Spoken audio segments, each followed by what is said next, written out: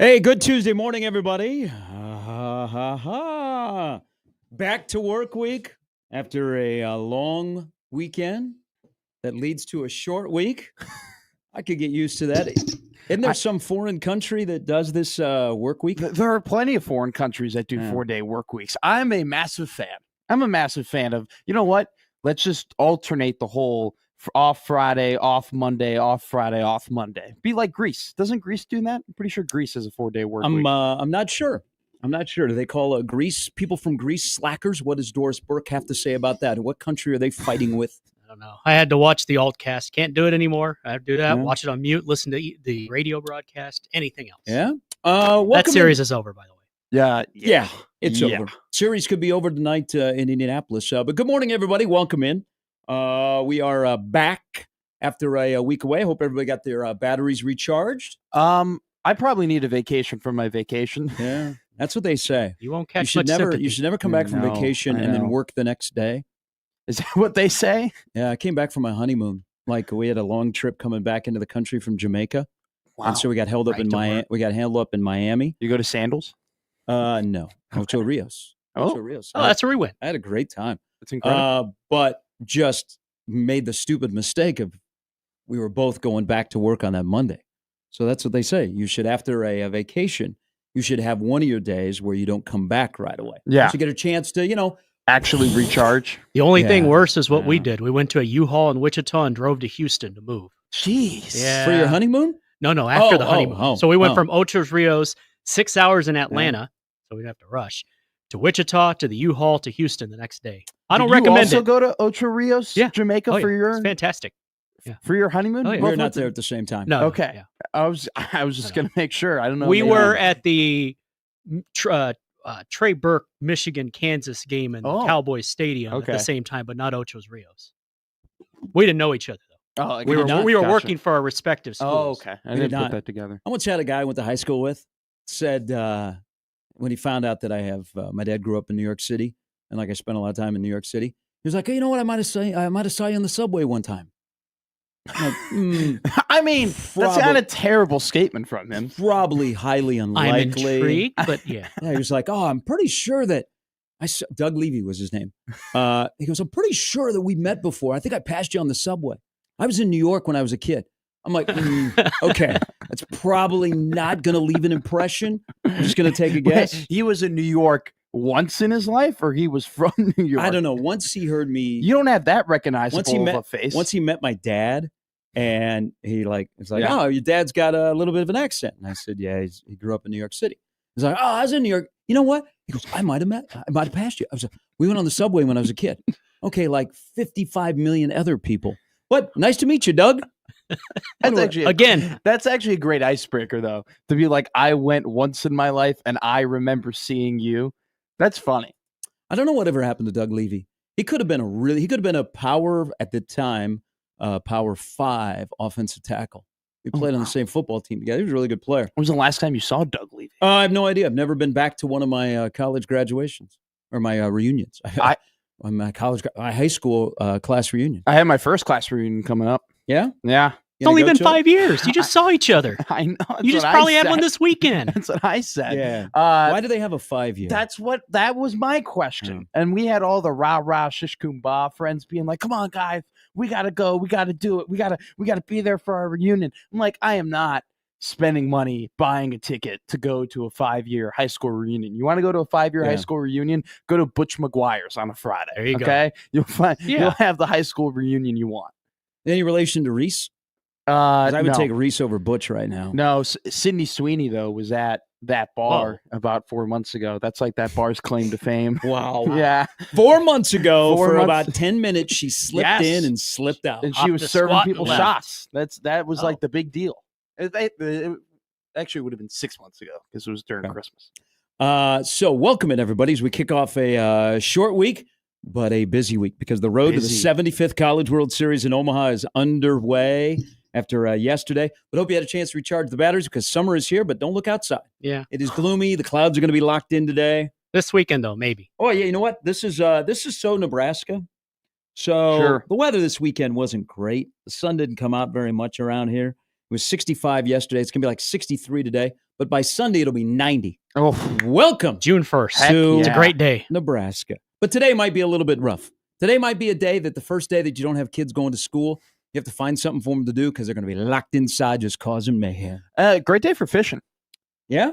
Yeah. I've heard that. These kind of days do produce These are some perfect. good fishing. These are perfect for fishing. The cloudy weather, the little bit of rain, the Kids at Zarinsky. well, the temperature, the water gets colder, and so then they're more into a feeding frenzy. When it's hotter, they want to be way deeper and they want to be colder, and so it's harder to catch them. I'm just saying, if you have a lot of rain gear and you got the poles, I think it'd be a great day to take the kids out Matt fishing. McWagner. I'm just telling you. I mean, I can be a little bit, but no, I would be. How you doing? How you doing? Make sure you get your boats on the water.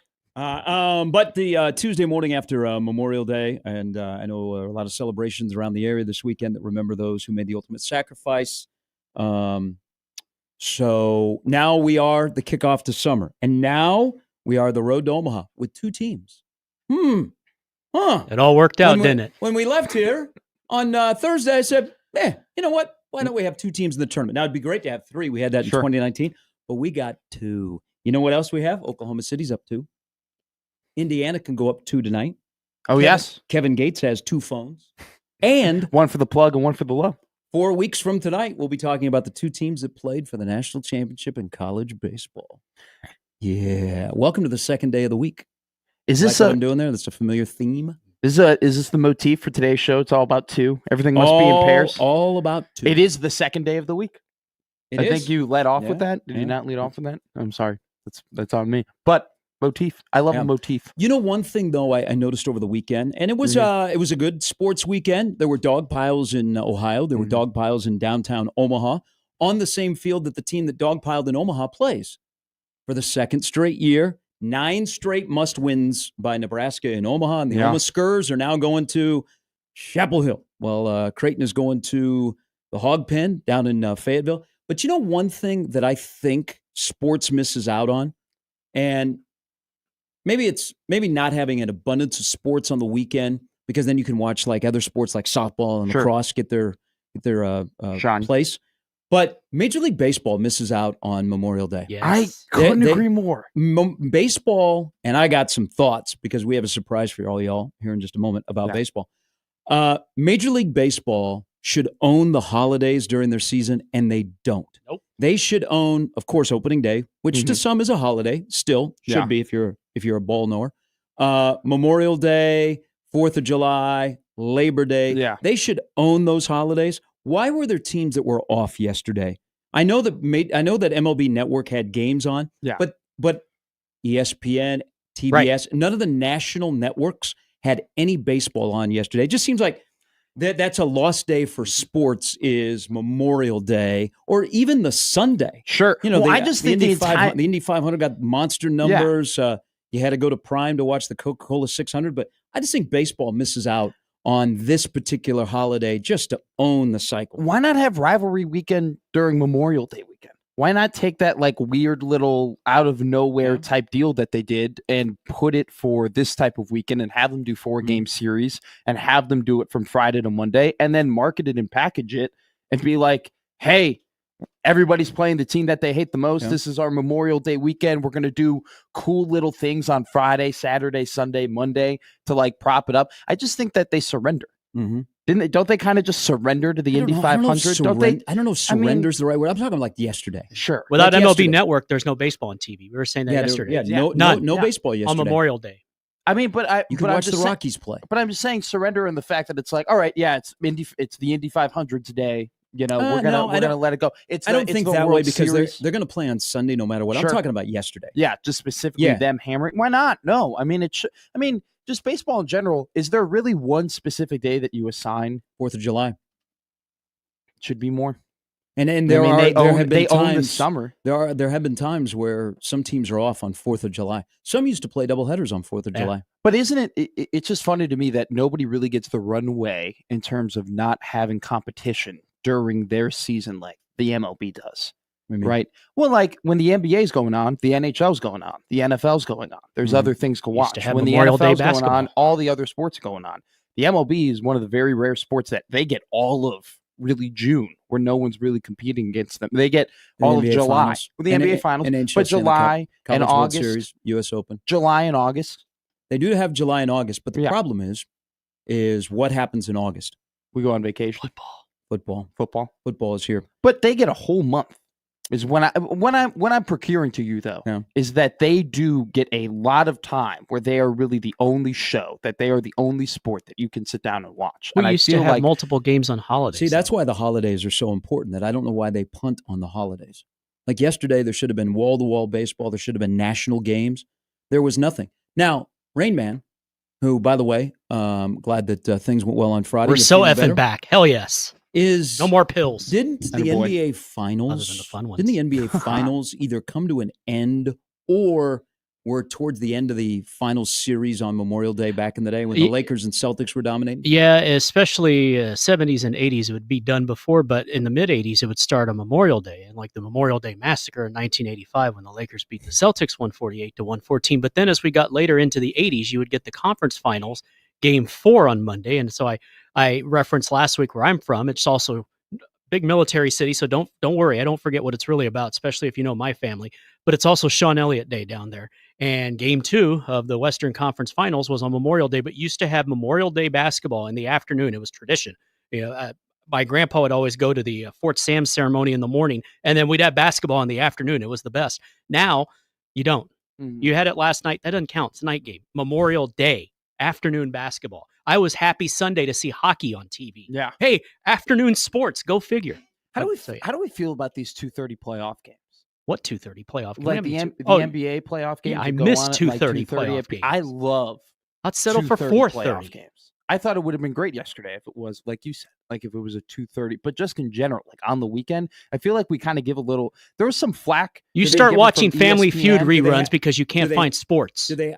I like the mid-afternoon, but don't they have to because of the early rounds volumes of games? Mm-hmm. Well, yes, but I think 2:30 is a good NBA, like during the regular season. I don't know what NBC will do next year. NBC might do night games, right? Yeah. Sunday night. Mm-hmm. I like and they do this during the regular season where they do have a game at like 11:30, and then they follow up a game at like 2:30 p.m., and then you have the nightcap. You would have loved like the triple headers back in the day, like that. I feel like that's a really effective like time slot for you to do it. And it's all about marketing too. Like if you just market these things as like, hey, this day is a big deal, you're just going to get more eyes to it. You just have to. We were kids and we were able to watch in the afternoon. You show some of these night games. It's not that we can't stay up because it's summer vacation. It's just you end up falling asleep watching the game because you're just a kid. You fall asleep. But in the afternoon, you don't fall asleep. You're watching basketball. And we got a chance to watch Michael against Isaiah, and then Michael once he took over the league, and that was just a rite of passage. You'd get the Eastern Conference Finals, and then when Michael retired, it flipped to the Western Conference. It's just how it always was. And I think about it every year. Out of reflex, just like I go looking for baseball, I go looking for these games, and they're not there. I like, though, if you have a 2:30 game, I almost feel like you have to do a follow-up like night game, though, after that. Because sometimes I feel unfulfilled. After I do. For your NBA? Or just in general? Yeah. Or just in general? No, in general. A lot of times I feel unfulfilled. Yeah. But like my NBA basketball, like if I'm watching a 2:30 game and it's a really good game and now it's like 5 o'clock, I want more. I know I do want more. And it's one of the very rare times You'll get where I like want more NBA basketball. And then typically that game comes on at like 6 o'clock and it's a blowout by the second quarter and you turn it off and you're like, all right, I'm going to go ahead and watch NHL playoffs. We will discuss what happened last night up north at the Target Center. Is Dan says not dead yet. Oklahoma City. What now? Dan says not dead yet. Who? The Timberwolves? Yeah. They are so dead. I know. They are so dead. They gone. I know. They gone. It's inevitable. Oklahoma City is the best team in the NBA, and I think people should prepare themselves over the next 10 years to have Oklahoma City hosting some championships. They got some young dudes. 10 years they got a long time. Hey, Diet Wemby is 23. Spurs are coming. He looked great yesterday. He was awesome. At Williams and SGA, and they hold more assets than Scrooge McDuck. Well, they can just keep getting Alex Caruso's every 3 years. Whenever there's a new Alex Caruso on the market, just the Oklahoma City Thunder replace him. I think prepare yourself for Oklahoma City Thunder basketball. 10 years is such a long time. They're young. It's a year-by-year basis. And they're angry. They have to live in Oklahoma. I'd be angry, They just won 68 games in the West with a 2 23-year-olds and a 26-year-old. But I'll give you 5 for sure. I think with the NBA nowadays, I'm a I'm every 5 years because you could see how. That's why I said 10, because you could rack up a couple of titles along the way. I mean, they're Sure. the best team in the NBA. Oh, without a doubt. They that are the defense worst is- matchup for Minnesota because they turn Minnesota over. Minnesota already turns the basketball over, but they turn them over even more. And Oklahoma City puts it into the bucket. Alex Caruso was absolutely incredible in that late game situation on Anthony Edwards. I mean, it wasn't even a matter of like Ant couldn't make shots. It was Ant couldn't get the ball from that guy. And as a Bulls fan, thanks for Josh Giddey, but that's exactly why they traded for that guy in the offseason, because Alex Caruso, you want to laugh and the type of way that he plays, and maybe he's not the super skill guy and the superstar or whatever. That's a championship basketball player. But the discussion about last night is the end of the game, which I'm sure there'll be an overreaction from Adam Silver. Oh, sure. We'll get into that. Let me give you the lineup. Brought to you by the Roofery's at John Higgins Weather Guard. Pretty good. Tell your friends, Holly Rowe is going to join us in about 35 minutes from ESPN. She was sitting in the dugout down in Knoxville, Tennessee over the weekend as she got the firsthand look at Nebraska, Tennessee. But she will stop by, thanks to our good friends at Allstate. That's coming up at 7. Sam McEwen is in at 7:30 with lots going on. Baseball. Brian Christopherson at 9. Saw BC this weekend. He was up here in Omaha covering the Nebraska run to another Big Ten championship. Incredible. Hell of a dog pile. Hell of a dog pile. And then Andy Kendi will stop by at 9:45. That is the lineup brought to you by the Rooferys at John Higgins Weather Guard. Now, also in this town, where I am told by my weather guys that the rain will be out of here by mid-morning. Oh, there you go. You It's gonna have be a weather little bit- guys. Oh, I got weather guys. I got my texting friends that do meteorology here on the old TV. That's sick. That tonight is a big night in this town. We just had a big weekend. Yes. We had 15,000 plus show up on Sunday. The GBR Nation showed up and showed out and got Nebraska back to the NCAA tournament when the Big Ten was only going to have 3 of their 17 teams go dancing. But somehow Nebraska found their way in, and they're going to Chapel Hill. So Lovely this time. that was baseball on Sunday. There is big-time baseball out at Woona Park because really? Jack Caglione Hell makes his yeah, home debut dude. tonight at Woona Park as the Storm Chasers take on the St. Paul Saints, the AAA affiliate of the Minnesota Twins. And you know what? Because it's such a big night and it comes at the right time for the Storm Chasers, get a little buzz going. You got a short window to use Mr. Caglione to increase attendance. Yeah. We're going to help the Storm Chasers tonight increase attendance. We have tickets to give away throughout the entire morning to go see, courtesy of Valor Sports cards. We are going to give away tickets for you to go see Jack Caglione's Heck yeah. Omaha Storm Chaser debut tonight. He is ripping it right now. 4 straight games with home runs. He hit 5 home runs out in Utah over the weekend. Insane. He hit one that went 459 feet on a 79-mile-an-hour slider. If you're going to throw a Seriously, better see slider him that now. slow, that ball better go a long way. It went 459 feet. So Cags is making his home debut tonight, and we want y'all to go to the game. So we'll have tickets to give away throughout the morning. You get at least 6 games. At least 6 games with Caglione in Omaha. Do you know what he's slugging right now? You think only 6? No, I'm kidding. I'm just You saying. think only 6? I'm just Royal Twitter. No. Let's discuss. No. I mean, it's probably going to be an extended period of time. But hey, if he's had 5 home runs and 26 at bats. He's slugging 929. I mean, it's absolutely incredible what he's doing. And it's a Kansas City Royal team that is playing pretty good baseball that needs offense. Like as soon as they think he's ready, like in the outfield, he's gonna get out there and go. And so, watch Jack Caglione, baby. You got to take advantage of this time. This is what he did at AA. He hit 322. He had 9 homers and 43 RBIs. He's played a week with the Storm Chasers. He's currently hitting 346. He has 5 homers and 10 RBIs. I think it would be a disappointment if you won tickets to tonight's debut, courtesy of Valor Sports Cards, and he didn't hit a home run. I'd ask for my money back. That's how big this thing is. Can I DraftKings AAA baseball? I don't know, but there is somebody that is involved in fantasy baseball Sure. that Ooh. drafted Jack Caglione back in the day. Look Has at you. Jack Caglione on his active bench. Wow. Dude, So- is it a keeper league?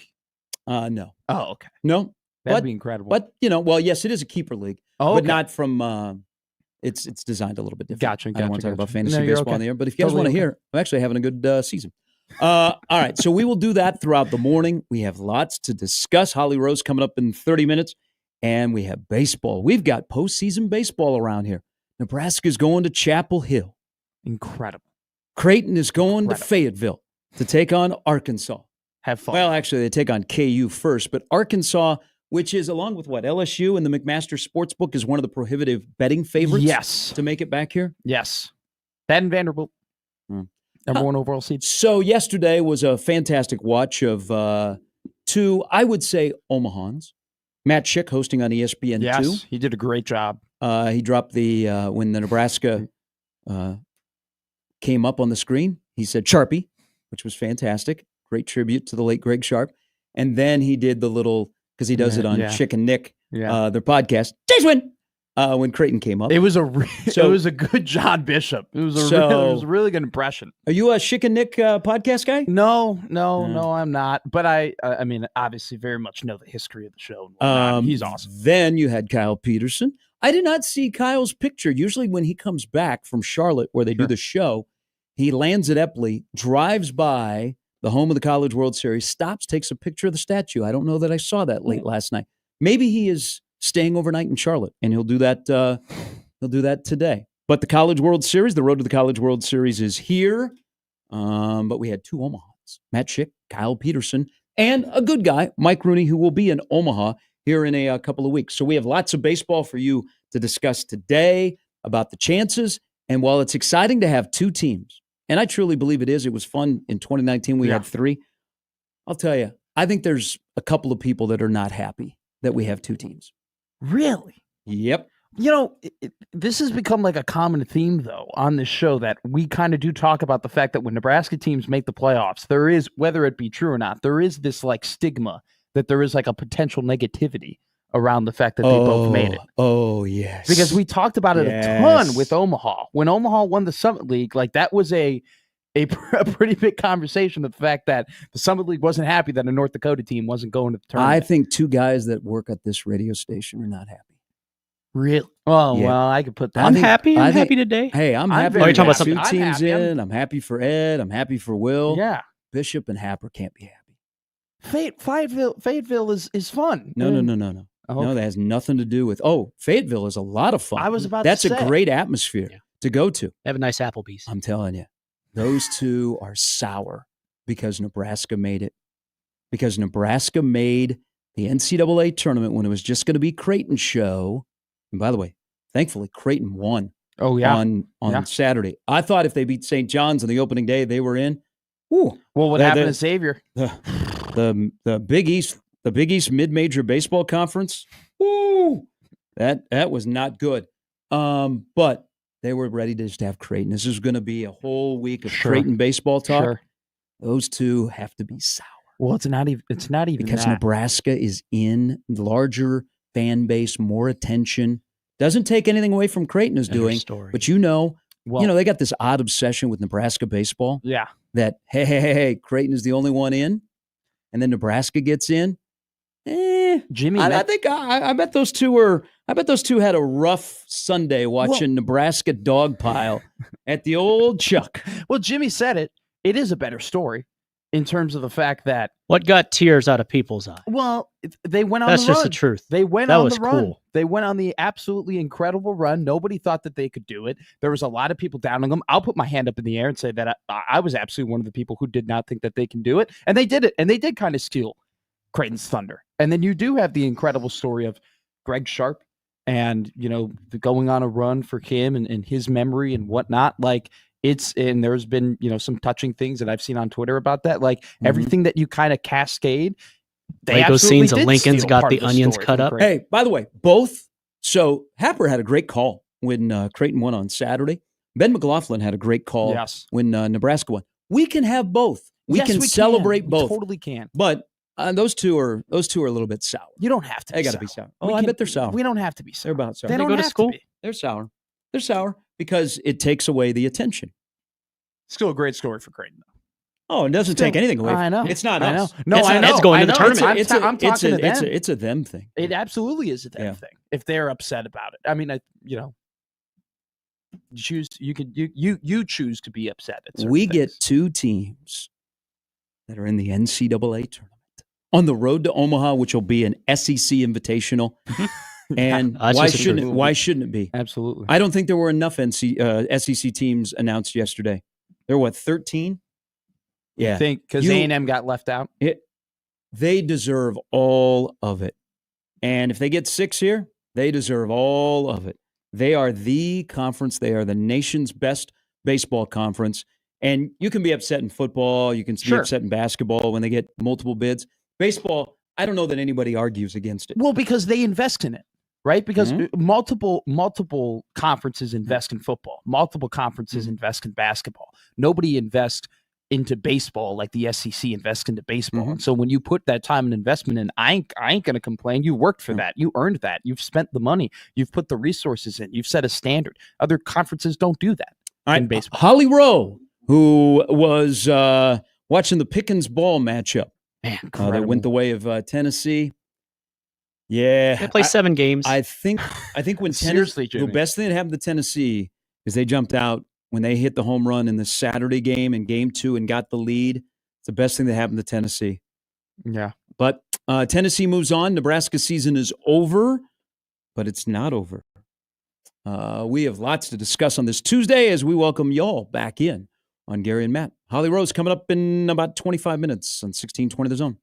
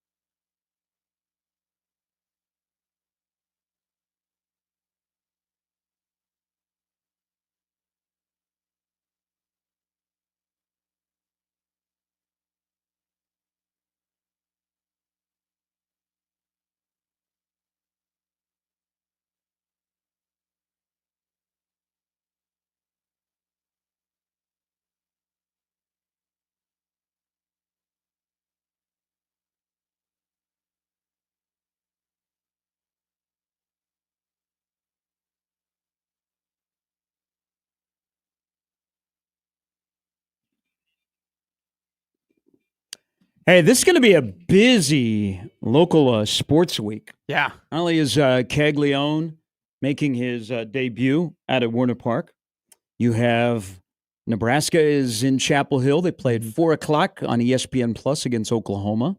Then Creighton takes on Kansas. I think that's one of the better opening day matchups. That's a 7 p.m. first pitch, also on ESPN Plus. So that baseball power. Hey, they've had a really, really good year. Mm-hmm. The Big 12 got overlooked. Big time. I mean, Was it not the- even a host. Yeah, I was about to say it was Yeah. the first time they dropped that crazy stat that since the 90s they've never had a team not host a regional. That's absolutely bonkers.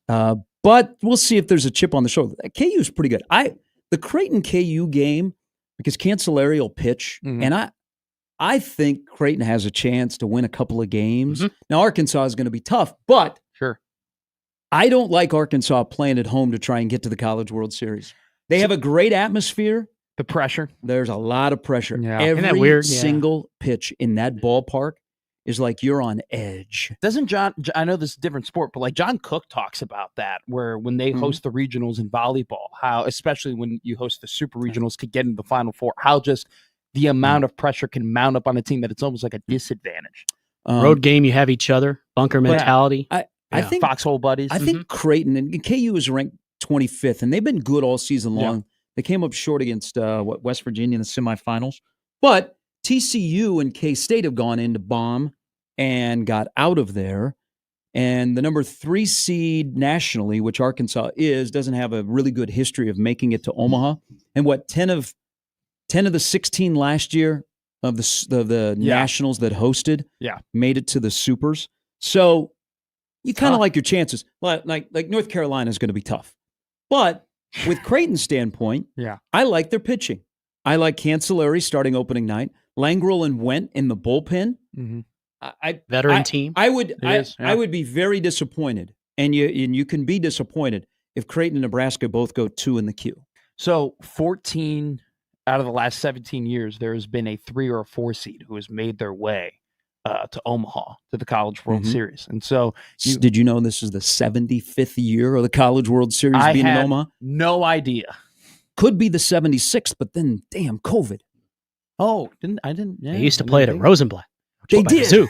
Now we're downtown, which this weekend, when there are butts and seats, it's a whole different place.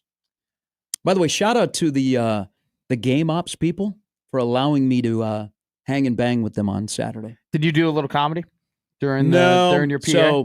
So I got a cold the end of last week, and my voice wasn't great. Yeah. So you sound like So Bob I did all Shepard. 3 games on Saturday. You sounded fine at the Omaha game. Yeah, sounded but I good at the got a Omaha cold like Thursday night. Because it's weather. But side note, those guys and gals that work on the game ops, and we work with them during the College World Series, and they do all the Creighton stuff. They do a fabulous job. They do an incredible job. I think that job is overlooked. Like I don't think I agree. I don't think enough people recognize how you can dictate the atmosphere and flow of a game. You by, don't like, just put that on. No, but like certain sounds you play, certain music you play, right? What are we putting on the replays? What are our activities today? What innings are we doing them? Like that it's an incredibly difficult job that I think people just it doesn't get its recognition. So I'm glad we're recognizing from everybody from Tom, who was running the scoreboard, who listens to the show, all the way to Jake and everybody in between. I spent Saturday sitting next to Seamus the entire time. They do a great job.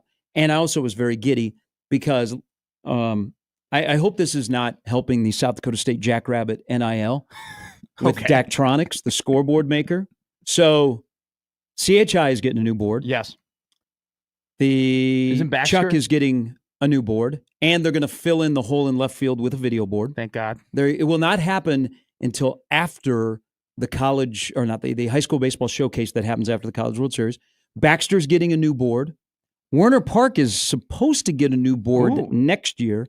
They are putting in a new board at PBA, and then they are upgrading the current Husker Vision because it needs. So for people that say that Nebraska is behind the times, the state of Nebraska, we are on top of the technology. I never thought that we were necessarily behind on the technology. Like I never went to Silicon Baxter Valley or of the Chi or Midwest. PBA and I'm like, damn it, they need a new board. Because you do go to those places and you're like, this arena definitely needs another place that I can watch this game on.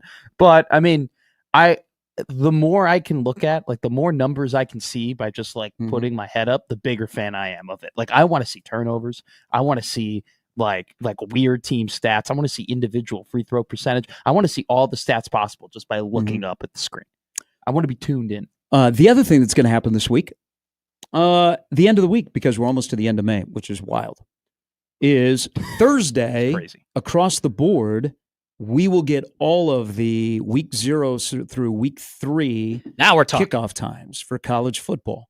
Kickoff times and television networks. So we already know opening night at Arrowhead. We will find out the blessed Akron and Houston Christian spot. We will also find out pins and needles for we that. will also find out if Nebraska has been selected for a road Friday night game. My knees, because of the weather, tell me that the UCLA game at the Rose Bowl in November will be a Friday night. Nebraska, I would say the chances are extremely minimal that Nebraska will host on a Friday night. They have one more time they have to, but that's like 7 years, 7-year window. But I think UCLA sounds good. That would not be UCLA. Well, the other thing, last year it was because of all of the roads on, the road schedule. They were homecoming, so you couldn't move homecoming. Yeah. Nobody is homecoming this year when Nebraska is there. Maybe that says something about Nebraska. Good sign.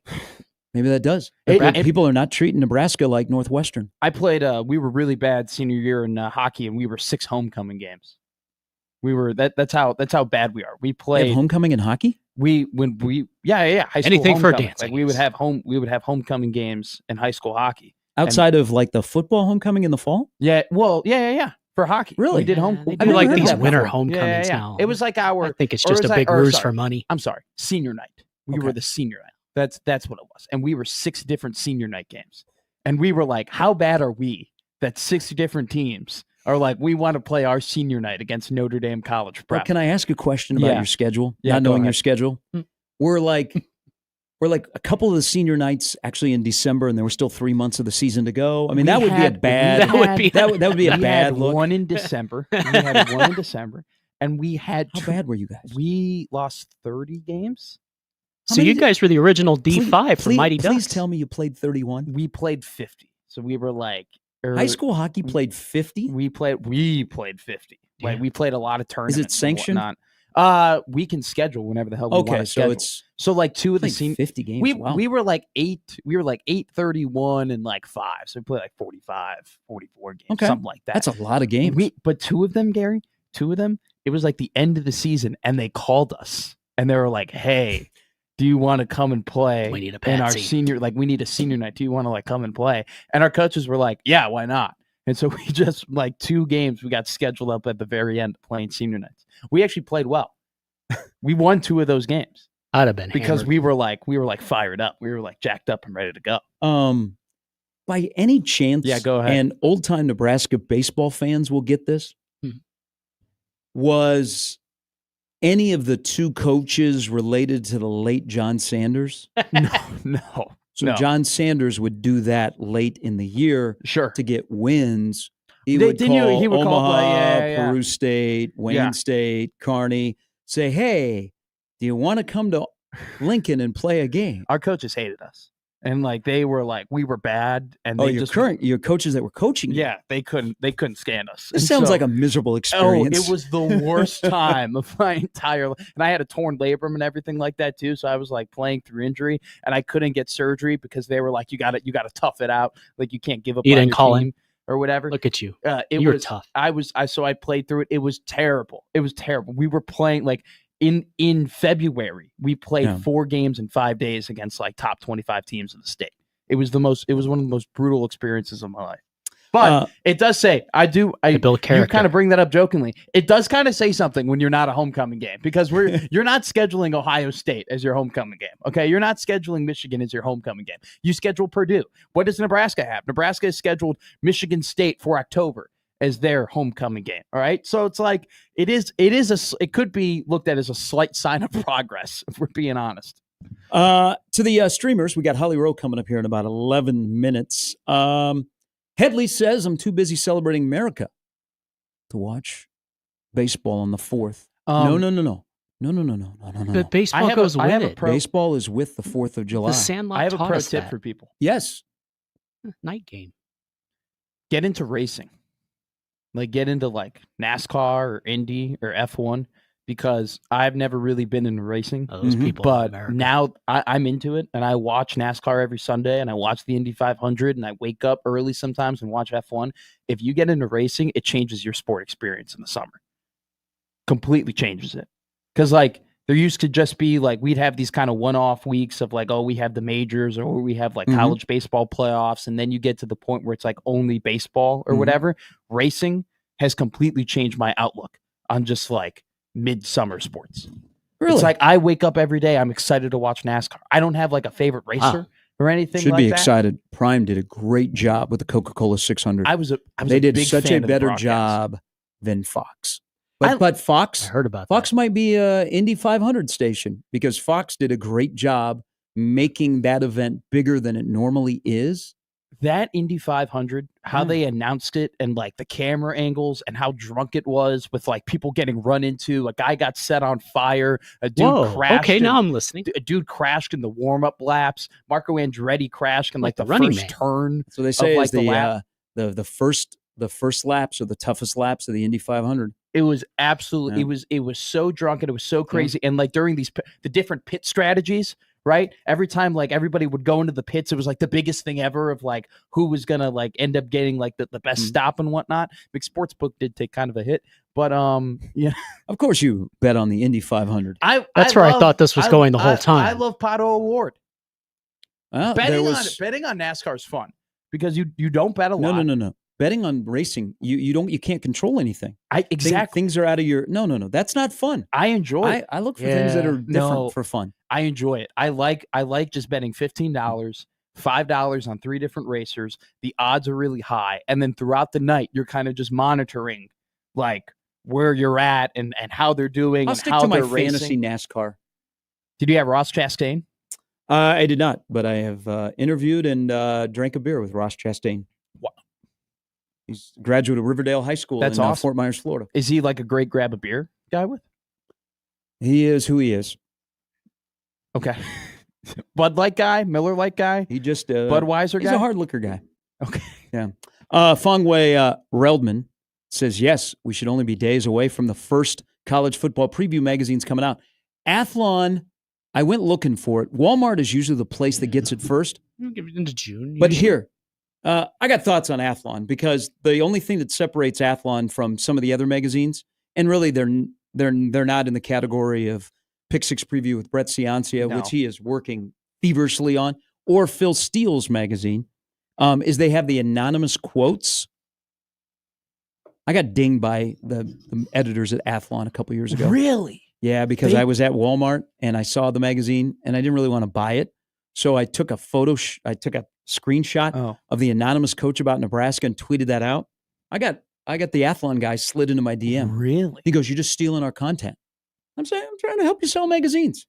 But I haven't seen Athlon usually comes out first in Walmart, but that should be out because all of the anonymous quotes that are, about coaches are all being shared out there. I thought you were going to say you were reading the anonymous quotes and you're like, "Oh, that's me." No. And You're then I said that. And then I said, hey, man, I'm trying to help you. And I think we had a couple of Athlon writers on. Yeah. And then talking to this person, because they were like a regional editor. Sure. He said a lot of the anonymous quotes are from assistant coaches. I don't know. And I think they've gotten soft because reading some of the stuff this year that is online, nobody's really taking shots. No. They're kind of like, oh, everybody's optimistic. So I went through Barnes and Noble and this was in August and I was just picking all of the college football magazines out and I was just reading the Nebraska pages. I wasn't reading anything else. Yeah. I was just grabbing them. I didn't buy any of them. I grabbed 9 different. Yeah. We're a brother from another mother. We've done the same thing. Like I just want to see exactly what they're saying. Anyway, you could tell that some of those quotes are from assistants. Yeah. I thought, we always thought they were head coaches. Yeah. And they told me, no, a majority of them are from assistant coaches. Now, they do have a couple of head coaches that will speak Sure. but most of them are anonymous. I think Athlon's gotten soft. I think there's think no. it's I didn't society. see. I didn't see like any zingers. No zingers. That's what we need. We need zingers. Nobody wants to make fun of people anymore. Mm. It's a problem. Yeah. Unless you're Lane Kiffin. Well, he's And he just pretty took a good at it. swipe at the NCAA baseball committee. I think they're already swimming in it if you're a mid-major. All right, Holly Rowe will join us next. We'll get her thoughts on what she saw in Knoxville and a thing that she is involved in that many are familiar with around here, the All-State Good Hands Award. Holly Rowe from ESPN is coming up next.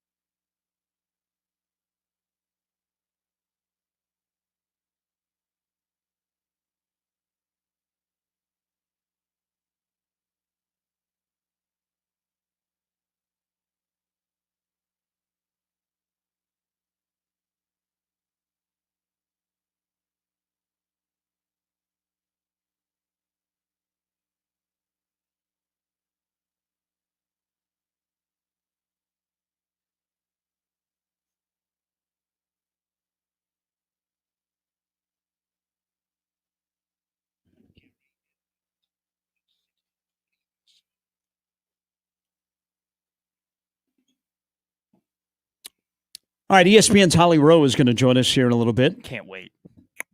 I violated a couple of my rules this weekend. One involved something she was covering. What rules? I don't say this publicly, Yeah. like uniform person, but the uniform matchup on Sunday in Knoxville between the Baby Blues, the tribute to Pat Head Summit, the late Tennessee great women's basketball coach, and Nebraska was wearing the red pinstripes. Pretty good uniform matchup. Why do you hesitate to say pretty good uniform matchup? All right, we welcome in from ESPN. We miss her here in Omaha covering the College World Series, but you will see her as you did this past weekend between Nebraska and Tennessee in Knoxville. You'll see her in Oklahoma City with the Women's College World Series from ESPN. Here joining us, thanks to our good friends at Allstate and the NACDA Good Works team, is ESPN's Holly Rowe. Good morning, Holly. Good morning. I sure enjoyed this Nebraska softball team this past weekend. We saw three incredible games. It was a blast. Holly, first off, thank you so much for coming on the show, and I want to let you know that I admire of your work and everything that you've done over at ESPN and for women's sports. I got to ask you, Carlin Pickens versus Jordy Bahl. You've seen a lot of sports. You've seen a lot of softball. Where does that pitching matchup rank for you in terms of seeing it with your own eyes? Well, I think you could arguably say these are two of the three best pitchers in the country right now, and to see them in the same circle going against each other, it was incredible. And to not only see them pitching, but to see Carlin Pickens throwing to Jordy Bahl. You know, Jordy's a great pitcher, but she's been hitting this year. She leads the team hitting over 438. And there was a moment where Carlin Pickens threw a pitch. It broke the NCAA record for fastest pitch ever recorded in women's softball, 79.4 miles per hour.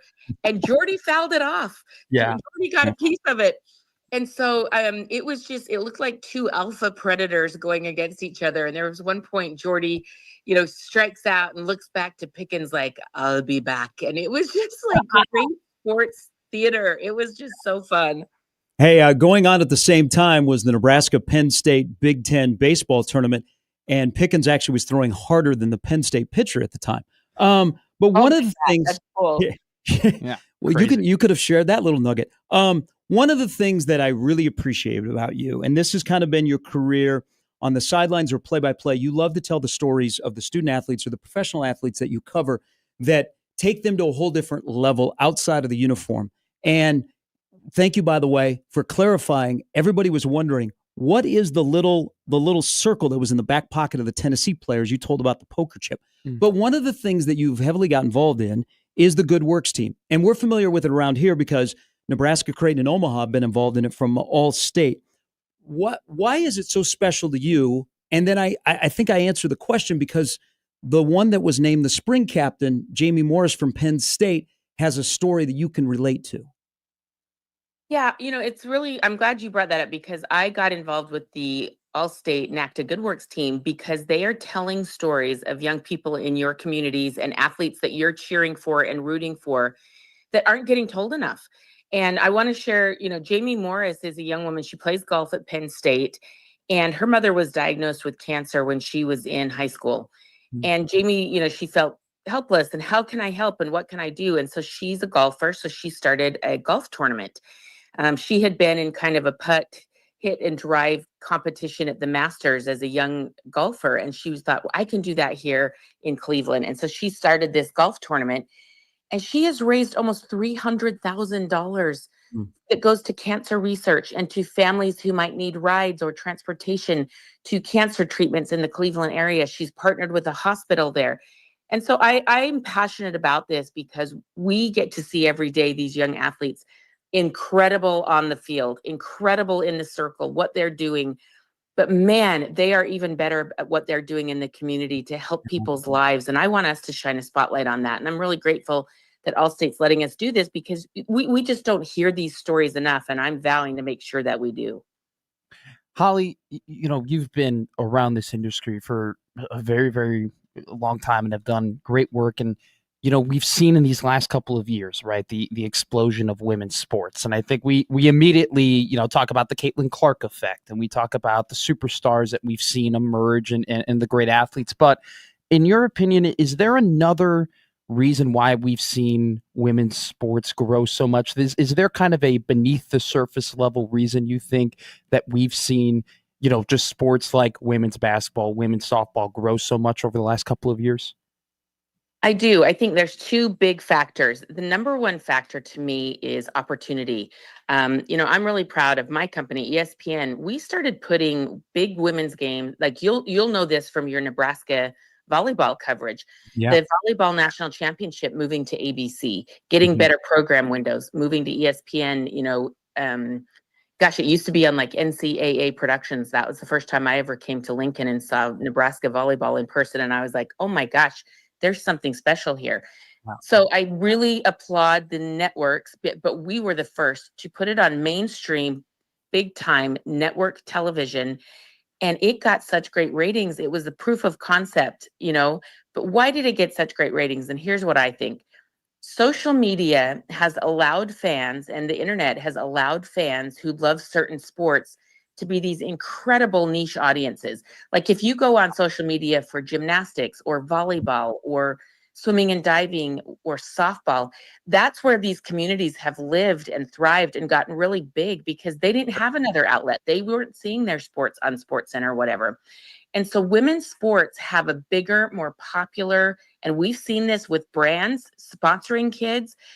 The women athletes, I think there was a stat we had in March Madness of the top 5 athletes in the country this year for NIL opportunities, marketing and Sure. social media opportunities. 4 of the 5 were women.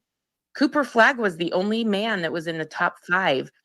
And that tells me that the fans and the fan bases are clamoring for these athletes because they're not getting them served on some of the mainstream platforms, and they want more of them. And so I think social media has really been a help to drive that. And it's like a democracy. Everybody, Sure. people get to say who's popular on social media. And what we're finding is a lot of times it's the female athlete. Mm-hmm. Hey, and they will be showcased in Oklahoma City. Oklahoma is back home again in Oklahoma City for the 9th straight time, but they're not the predominant favorite. Who are some of the teams you are going to look for in Oklahoma City beginning later this week?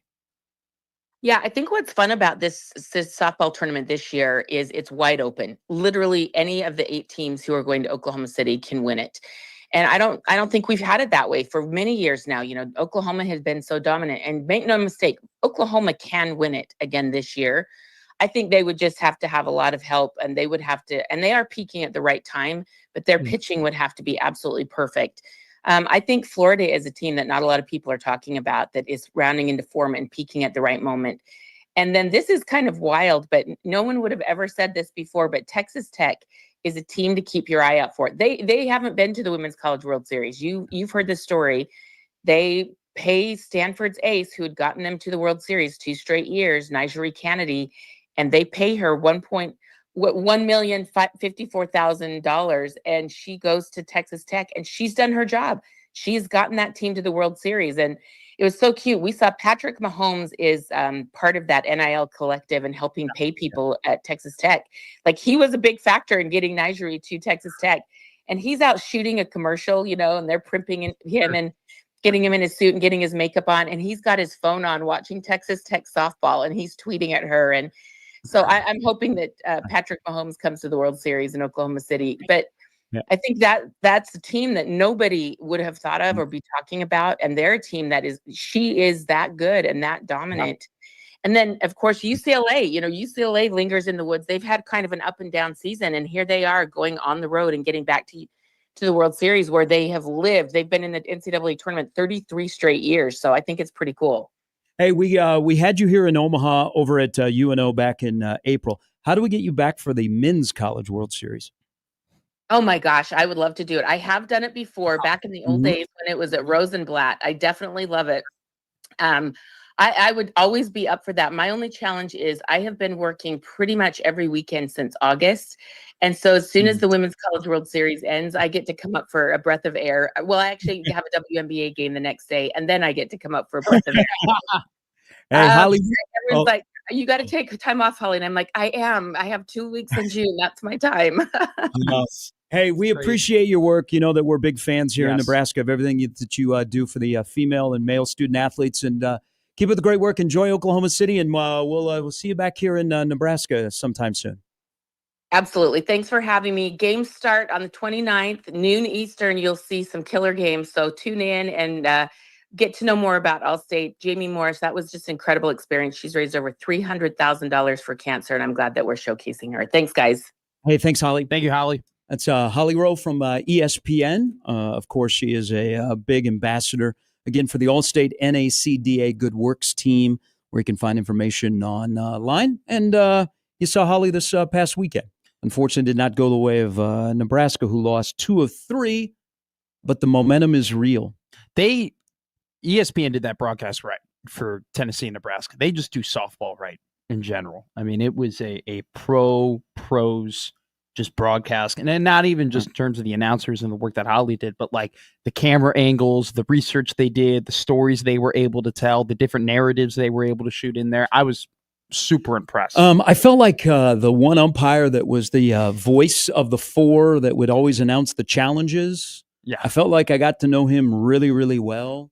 The one thing, though, so people will jump on the Nebraska softball bandwagon earlier. Yeah. Because they jumped on it a little bit late. They were Jordy fans, but then Jordy opened the door for the rest of the team. 1,000,000%. And they come up short, and now they have this window where the momentum is real because Jordy Ball is coming back, and they have pieces that are returning that can help them get over the hump. But next year, this time, we need to be talking about Nebraska softball in Oklahoma City. And this is what I would do. First of all, the momentum is real. It is. You're going to play a game in Memorial Stadium or at least explore it a little bit further. This is the time. But I would take Jordy Ball, and I would, because you owe it to her. So this will This will be the swan song in the college level for Jordy Ball and I believe Rhonda Revelle. So you have this window to have a magical season where it ends up in Oklahoma City. And, in a sport where we just saw this weekend that one pitcher can dominate. Yes. I mean, Nebraska lost 2 one-run games, and Saturday stings, Sunday stings because of opportunities in the 5th inning, and you don't get many opportunities when you're facing a great pitcher like Pickens. But I would, and they probably already done this, I would say to Jordy, what do you need? What do you need? And let her build this roster. Let her attract people out of the portal. And 1890 has been good with softball. Now, Jordy on her own is going to make some cake. Not by the ocean. Easy. But you do have, as Holly was referring to, Texas Tech went out and paid, $1.2 million for the pitcher from Stanford, and that got him to the Women's College World Series. Incredible. And one pitcher in that sport. But I would sit Jordy down and I would say, what do we need? And then if you want to be the general manager, go ahead, because this is your team to get us to Oklahoma City next year. And I would, that's one of the few athletes I would trust that knows and can do some things behind the scenes and then help, because like I said, it's on the board. She's going to be better than she was this past year. She just will. That will sting. What happened in Knoxville will sting. And she will be better than she was next year, and her teammates will be better than next year. I think the momentum is real, and I think this just set the groundwork. But the groundwork has to lead to Oklahoma City next year. It's so rare in sports you get to transcend an athlete, period, on your team. Not just a softball thing, just a sports thing. Jordy Ball is a transcendent athlete. If you're not going to go all in now, when? Yeah, I'm not saying they're not going. They are going to go all in. Yeah, but I mean, just in general, like this is the moment. This is the opportunity, and I think Jordy Ball is bordering on the Caitlin Clark level of transcendent women's athlete. And I think it's so tough because it's 2 different sports and it's 2 different popularities of sports, and it's a lot harder for Jordy to be popular within her sport than it is for Caitlin because there are more eyes on Caitlin, right? But I've only known one other athlete where a stadium game has been really, focused on her. We could potentially, be doing a stadium game because of that athlete, and that's Caitlin Clark. Now Jordy Ball has kind of entered this conversation of potentially doing a stadium game, for people to come and see her. And so, yeah, it's a little bit different, like you said, about the attention towards women's basketball compared to softball. And there's not a pro league for softball. Yeah. Like the WNBA should take a couple of weeks off until Caitlin comes back. No, seriously. I mean, the ticket Seriously. sales are going to be down. The TV ratings will be down. And that's not fair to the rest of the players because there's some incredible talent in the WNBA, but she's bigger than the sport. But yeah, I'm not saying she's there. And softball has pro. Like there's going to be, is it July? I think it's July here in Omaha. There's going to be pro softball here, but there will never ever be a WNBA equivalent of softball, unfortunately. So no, there won't her be. career will come to an end, and she will probably play pro softball. I don't know about, I don't know if the Olympics will ever come back. They but, should. They would but win. you won't be able to you won't be able to follow her and what she's doing like we can follow Caitlin Clark. So you're absolutely right about the difference in popularity of sports. And that's why I think it was so crushing, at least from a loss perspective for Nebraska, at least for me, because I'm rooting for Jody Ball to reach that level of like insanely popular women's athlete, right? And if she were to have won that game and they go to the College World Series, would have been fun to talk about. We'd be like, oh my God, Jody Ball's in the CWS with a different team. Nebraska has a legitimate opportunity to maybe even win this whole thing because she's so damn good. That would have put it on like a whole other plane. Now next year turns into the Oklahoma City or bust, which is great, which is totally fine. That's what you would want, and that's what she would want. Yes, you could tell by her reaction. But man, if after they lost, we'll be back. She could have put herself up just another level, and she just wasn't closer. She wasn't the best player. Carlin Pickens was so good. See, those two on an Olympic team would be over. I tweeted it. They were down 1-0 in that final game, and it felt like they were down 5-0 because Pickens was so good. Yeah. Like it was like Bumgarner in the 14 World Series. The Royals weren't going to touch him. She was intimidating too. I mean, she is tall and long and athletic. Like she was insane. I mean, Jordy gave up 6 runs in 3 games against one of the best teams in the country, and that wasn't good enough. It's like you're watching Jack Morris against John Smoltz in that 3rd game. Oh, it's just both awesome. It was fantastic theater, but that theater's got to be a Bowling Stadium. I mean, you can see the quirkiness of the ballpark in Knoxville. I mean, I think about this watching Nebraska baseball this weekend. And you look at the 15,000 that showed up on Sunday, but there were good crowds for the 9 a.m. game, and then the essentially 5:30 game on Saturday. Is, man, can you get that at Haymarket Park? What that would be like, because it makes a difference. I mean, the Nebraska crowd influenced Oregon on Saturday morning. Oregon was playing at 7 a.m. Now, Nebraska baseball took advantage of the breaks, whether it be a drop fly ball in right field in the 9th or Oregon not being ready to play and getting sped up. And UCLA, same thing. You think about the impact of the crowd this time of the year. Think about all the momentum that will be built up in the offseason and going into next year to host, how you find a way to host. You can't drop. They lost some quirky 1-run games that you scratched your head, where you win and you can stay at home for 2 weeks. And then baseball's the same way. I mean, look at this. When Nebraska hosts, for the most part, other than a little hiccup against Southwest Missouri State, or whatever the hell they were called back then. I hated that weekend. When Nebraska hosts the Super, they're going to Omaha. And you don't think 15,000 people that helped on a Sunday in downtown Omaha, you don't think another 7 that you could cram into Haymarket Park would help Nebraska baseball immensely? Hell yeah. So for softball, whatever it takes, whatever money, whatever it takes, is to go out with the player and the coach and the trip to Oklahoma City. I do think it's a little bit different, though, in playing these games at the Chuck in the Big Ten tournament and playing the games at Haymarket Park, just because when they're playing at the Chuck and you're playing in the tournament, you're playing free. You got nothing to lose, right? The crowd is there to help you, right?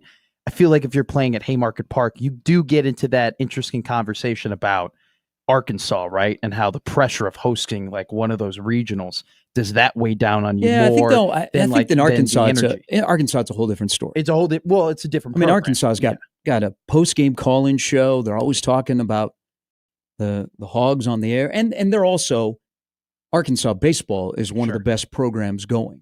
Oh, yeah. Yeah. No, but I just think, I'm just saying, it would be interesting to see the dynamic between how does that program, if they were to host a regional or super regional, how do they balance the pressure of, hey, we're really, really good this year.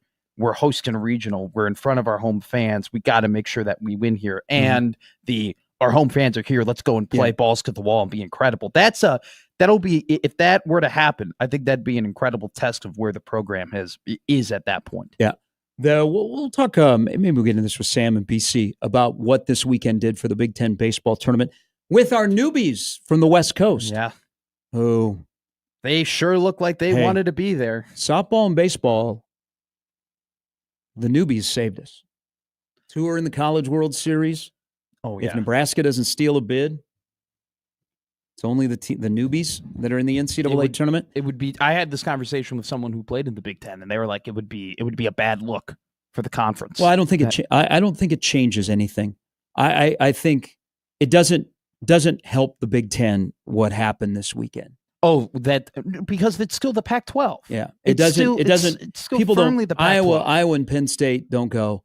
Okay, that's how we get there. Let's spend some more money. They're just like, okay, let's hope.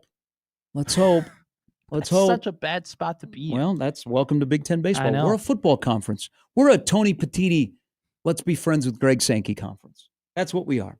Again, big thanks to Holly Rowe. If you missed a little 10-minute interview, it'll be up on the replay page before long. Now we're on to giving away Jack Caglione debut at Werner Park tonight tickets, courtesy of Valor Sports Cards. We'll do that as we roll till 10. Sam McEwen, Brian Christopherson, Andy Kendi, all to join Gary and Matt at 1620 The Zone. Hey, when you're replacing your roof, and it is raining here in Omaha, and now you're probably looking up and you're like, oh, God, what is leaking? And trust the MVPs in Omaha. They are Moose Roofing. Unanimous. Pat and his team, they're local. Pat Moose, they are committed to it all. They're here before the storm and after the storm because they're going to provide you a peace of mind in protecting your most valuable asset, your home. That's the last thing you want, is to have a roof that goes, or siding and gutters. And you know what? Moose Roofing, they are on top of it. Again, when I say Pat and his team, they are the MVPs because they have a passion for helping you.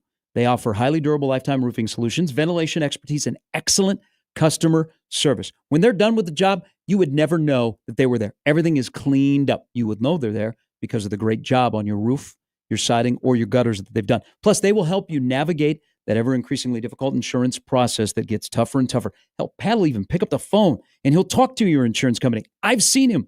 They're locally owned, top-notch reputation because they are Omaha, and they've been here when you've needed them. Contact Moose Roofing today at mooseroofing.com. That's mooseroofing.com.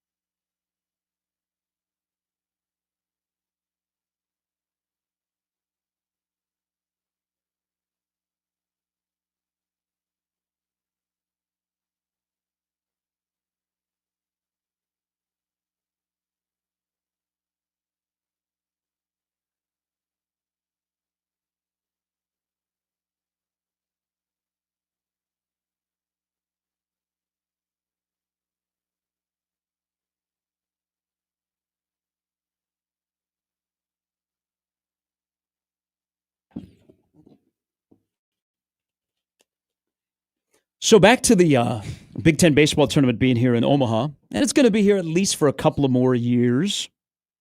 Big Ten's just got to hope Nebraska makes it every year. That's a big part of it. I mean, how many people really would have been there if it was Penn State versus UCLA? It would have been tough. It would have been a little bit tough. That would have been embarrassing. There would not. Nobody would have been watching, so it wouldn't have mattered. No, there would not have been a lot of people at that game. No, but embarrassing though. I think it would just be par for the course. So just Big Ten baseball in general is just embarrassing. Have you looked at the attendance? Yeah, it was what 5,000 people within the first. That tournament. I've said this from the jump when it's been here in Omaha. The Big Ten is like, hey, come on, Nebraska. Come on, Nebraska. Drop that ball. Drop that ball in right field. Have that little ground ball on Saturday. Hit a rocket. Come on, Nebraska. Come on. They get 15K. But it would be because I've seen it when Nebraska is not in the tournament or not playing, you get the MCI crowd for our old heads out there, friends and family. But the one thing I do appreciate about the newbies that have been acquired by the Big Ten is Mark Wasikowski, the really, really good head coach for Oregon, and John Savage, who has won a national championship on that field as the head coach of UCLA. They both had to play Nebraska in essentially elimination games. And you know what they did? And maybe they're just saying this to appease who their audience is. Sure. I don't think they are.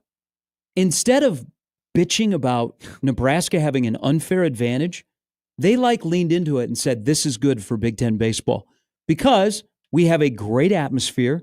And if you're going to play the next couple of weeks, you're more than likely along the way going to face an atmosphere that's going to get a little bit sideways. Yeah. So instead of going, well, we got to look at getting this to the West Coast. You know what? We can't have my boys playing at 7 a.m. They're like, this is really good for the Big Ten and good for Nebraska fans that they support the program like they do.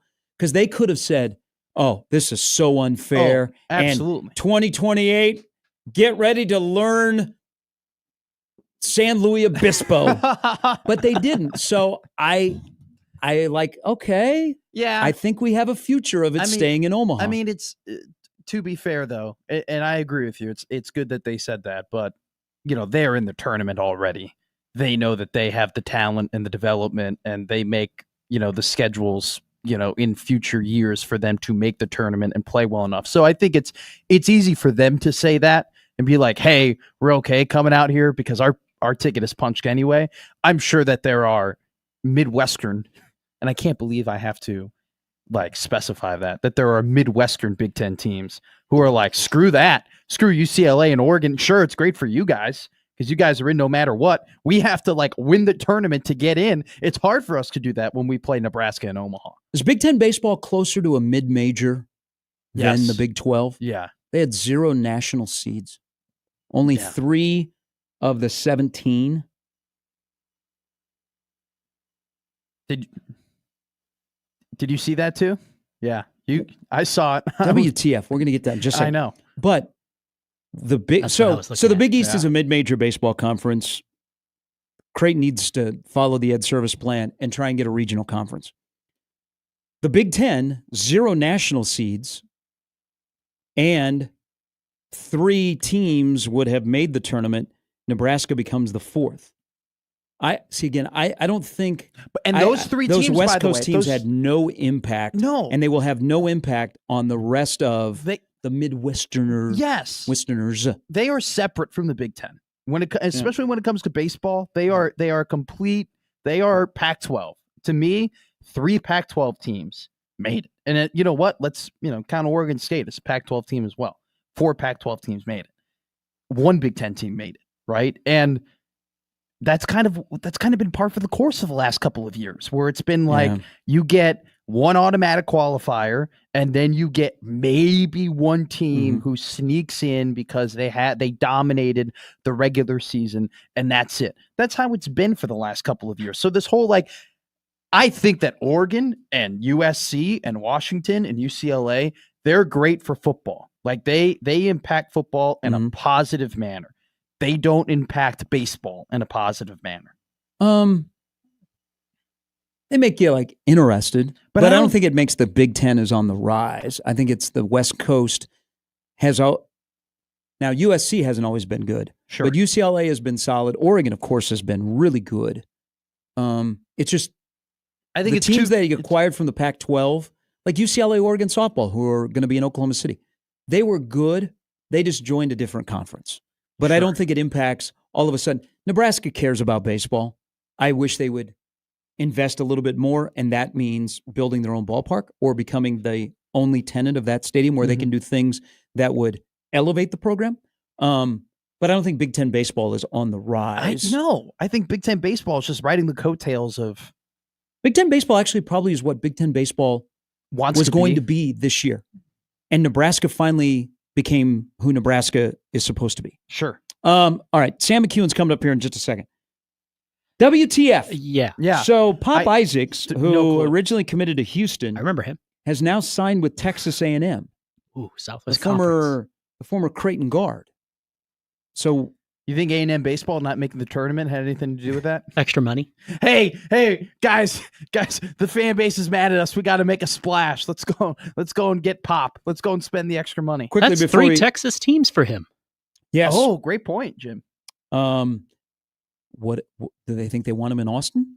Hey, there's still All right, time. before we go to the break and get to Sam McEwen, share your favorite Pop Isaacs moment at Houston. Go. Us wondering if he was going to crack the rotation. Now he's going to Texas A&M. Hey, Trev? it's actually a good. Trev? I mean, look, it's a good. Like all jokes aside, it's a good pickup for him. Pop Isaacs is a good basketball player. Just has to stay healthy. I'm telling you, baseball didn't make the tournament, and they pressed the panic button and they signed Pop Isaacs. How about Texas A&M and Virginia?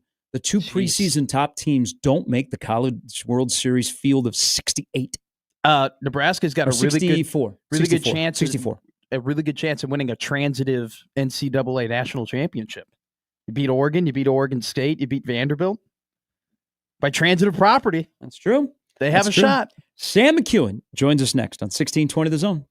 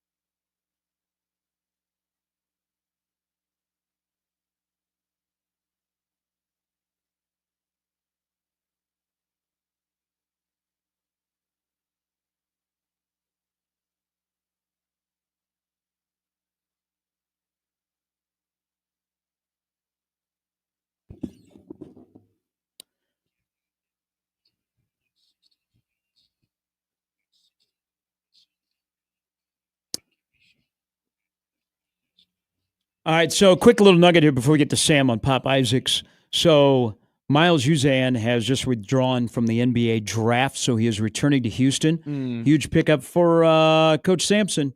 So Pop Isaacs says, I'm out. And he is going to Texas A&M. So the former Creighton guard got a little bit of Houston in him. Now he's going to stay close to Houston and go to College Station. And we stay close to home and welcome in Sam McCune of the Omaha World Herald. Sam. Good morning. Good morning. How are you guys? Good. Happy holiday, late holiday, I guess. Yes, You as and well? now we are into the summer. Who has a better draw, Creighton or Nebraska? Nebraska.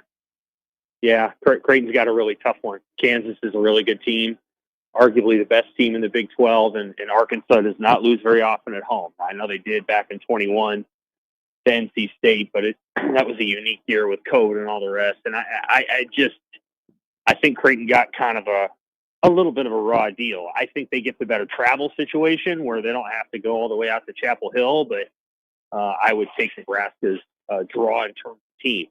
So I'm guessing it was between Creighton and Nebraska going to Arkansas, and Creighton probably got the nod because they were better than Nebraska this year. But I think they got the harder draw, to be candid. 1,000-foot view, what do you think holds back Nebraska baseball from being a program that is consistently being in the NCAA tournament, regardless of having to win a Big Ten conference tournament? Well, I mean, let's talk in a week. If they've won this regional, which I think they really can, we may be having a different conversation. Sure. And I think they can. I don't think they have much to lose. I think this is probably a team that overscheduled a little bit early in the season, and then, in my opinion, got a very difficult hand dealt to them and having to play USC and UCLA right away out on the West Coast. Now, they built some other games into it when they went to Pepperdine, but this is a team that probably overscheduled a little bit in terms of its win mark. They've played, 19 quad one games. Okay, that's more than UVA, I think. So this is a team that has been battle tested in some ways, which is important.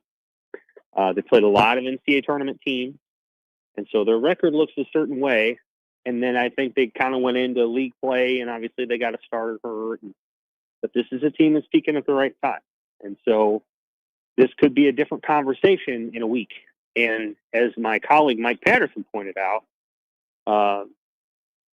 boy, does it look pretty good if they get out of this region. I mean, you're telling me they're going to go out to Oregon, which has never been I don't think they've ever been to the College World Series, or they haven't recently been. Nope. Well, Nebraska can win that. So, this is now it's important to win the first game, and they got to beat OU. And we've talked about these kinds of things before, where we thought that the draw was favorable. But let's see in a week, because it could be a very different conversation that we're having, because there's no guarantee Oregon gets out of that thing. They could lose, and very easily, and we could be having a unique conversation. Broadly speaking, I think that they've got the pitching depth has got to be there, which it appears to finally be now. And then I think you probably got to have a few more guys that can hit the ball out. And then I can tell you that what holds Creighton back has been the Big East. It isn't even anything Creighton can control. Oh. I mean, they just don't play enough good teams in their league, and UConn's facing that right now. But Nebraska can manage in the Big Ten. It's not going to be easy, but that's probably not much. And again, this is I always talk about this. You have a moment here where it's no time like the present. And it was the same story for Nebraska softball. They had a great chance to just go to the Women's College World Series this year. No time like the present to win a region. There's no reason they can't do it. No reason they can't get to the College World Series. And that's the way they should think about it. They don't need to gird or worry about anything. They need to just go and try to win as many games as possible and potentially, shock a lot of people. How would you describe to someone Will Bolt's 5 years? 3 times they've been in the NCAA tournament, back-to-back conference tournament championships. They, when it wasn't here in 21, they actually won the league. But he's going back to the NCAA tournament, and Sam, 52 of his 169 wins have been in 1 month, and that's the month of May. Yeah, that's crazy. That's right, Mr. May. I think they have done a pretty good job of peaking when it matters. I think that's I think that's important. And you can't discount their ability to peak when it matters. It helps to play at Schwab Field. I mean, that's a massive home field advantage. And, it won't surprise me if the Big Ten, they should keep it there. But somebody's going to complain. And it's going to be like, well, it's really not that fair. And we'd rather go play in front of 400 people in the middle of nowhere. And, so that's probably going to come up. But yeah, I mean, I think they've peaked when it matters. I think that's valuable to what they're trying to accomplish. And then I think they also have done a pretty good job of scheduling hard. They haven't always won those games. They've struggled in midweek games. So if you talk about what holds them back, they just haven't been very good against Creighton and UNO and Kansas State, Kansas and North Dakota State and South Dakota State. You got to win those midweek games. We're not scheduling. And I mean, you can just not play them and probably improve your RPI in some circumstances. Now, I will say that I thought Ed Services programs really did a nice job of not beating themselves, and Nebraska tries too hard, in my opinion, a little time. Sometimes they can get out ahead of themselves when they play Creighton, and sometimes they can look like they're trying really hard, and Creighton knows how to play within themselves, and Creighton needs that this weekend for sure. They need to play great baseball to emerge from that regional, because they're running up against an elite Arkansas team, a team that an Arkansas team that can score runs. Arkansas's had teams that can't, and this one can, and so Creighton's going to have to play out of its mind. Ed Services teams have actually played quite well in regionals. They've never won one, but they've played quite well, and they almost obviously emerged in 2019 when they went out and lost to Michigan in what amounted to a 3-game series, and the Michigan advanced to the College World Series. So Ed Service will have his team ready. They're just playing terrific teams. Nebraska Athletics was one of 5 teams to have both softball and baseball make the NCAA tournament, volleyball make the NCAA tournament, women's basketball make the NCAA tournament, and have their football team play in a bowl game. Okay. We are now done with the regular season, basically, of 2024 and 2025. Yeah. If you could give me an overall grade for Nebraska Athletics this year, all-encompassing, what would it be? Good question. B+. I think you're always going to reserve an A for the college football playoff and a first NCAA tournament win in men's basketball. So I think you've got but a really, really good year. Maybe an A-. I think you always want to say, hey, the final frontier for this school is going to be the playoff. If they make any year they make the playoff, it's an A. I mean, it just not to knock any of the other sports, but. Even if all the other sports don't do well? Yeah, if Nebraska makes the playoff and the men's basketball team and the baseball team don't make the NCAA tournament, it's an A. And here's why. Because success in football is going to trickle down. Sure. And it's going to trickle down in a really good way. And so if you can win here and you can win in that sport, it's going to make everything better. The rising tide will lift all boats. So that's the way it is at Nebraska. It's not that way everywhere. USC football wins. I don't know what it'll do to the other sports, but it does that here. And so a playoff season here would be a very big deal, especially with Rule at the helm. Because I think Rule understands how to lead a whole athletic department from the front. So if they did it, if they got over the hump there and they were able to achieve and make that accomplishment, he would know how to manifest that into something. Like he'd be able to turn that into, okay, guys, we're this is how we did it, and here's how you can do it too, kind of energy. And that's kind of what the athletic department feeds off of. But everybody's doing really well. They've got the baseball team obviously peaking the right time. Georgie ball and softball. I don't think volleyball is going to miss a step personally. I think they're going to be really good. They'll be better this year. Yeah, everything is looking up. Let's shift to what's going on in Destin, Florida, because the SEC is having their meetings and there's a lot of stuff. And Sankey was upset yesterday. Grumpy. And I think he's going to single-handedly take out the ACC and the Big 12, and he's carrying the water for the Big 10. He's just more out in front of it and vocal. What do you think, as this is all seems like now we are coming to a head this summer, what do you think fans want? at the end of the day, what do you think fans want from their college football? I think they probably want some of this stuff to come to an end, and for it to just they'd like the merry-go-round to stop and just be on something for like 10 years and let everybody kind of get used to something, whatever it is. And we've had a hard time with that. So I think they want some sort of clarity and resolution to revenue sharing and NIL, because it feels like that merry-go-round is spinning all the time. And then as it relates to the playoff, I think fans probably won't love the 4-4-2-2-1-1 model or whatever it is. That probably won't be their favorite, but that may end up being what we end up getting. I mean, that may be where it all ends up. So I don't know. I understood that when Alabama didn't make it to the college football playoff, there was going to be a certain price that was going to be paid and exacted. And interestingly enough, I mean, they didn't make it at the expense of Indiana, and SMU. But I knew there was going to be something because, by God, Alabama's not going to make it, and Indiana is. I mean, that's just this is, and there'll probably come a point where somebody calls the SEC's bluff and just lets the SEC kind of stand out in the wind and see what happens. That day's probably going to come. I don't know what Sankey means by, leaving the NCAA. Are you going to leave the NCAA basketball tournament?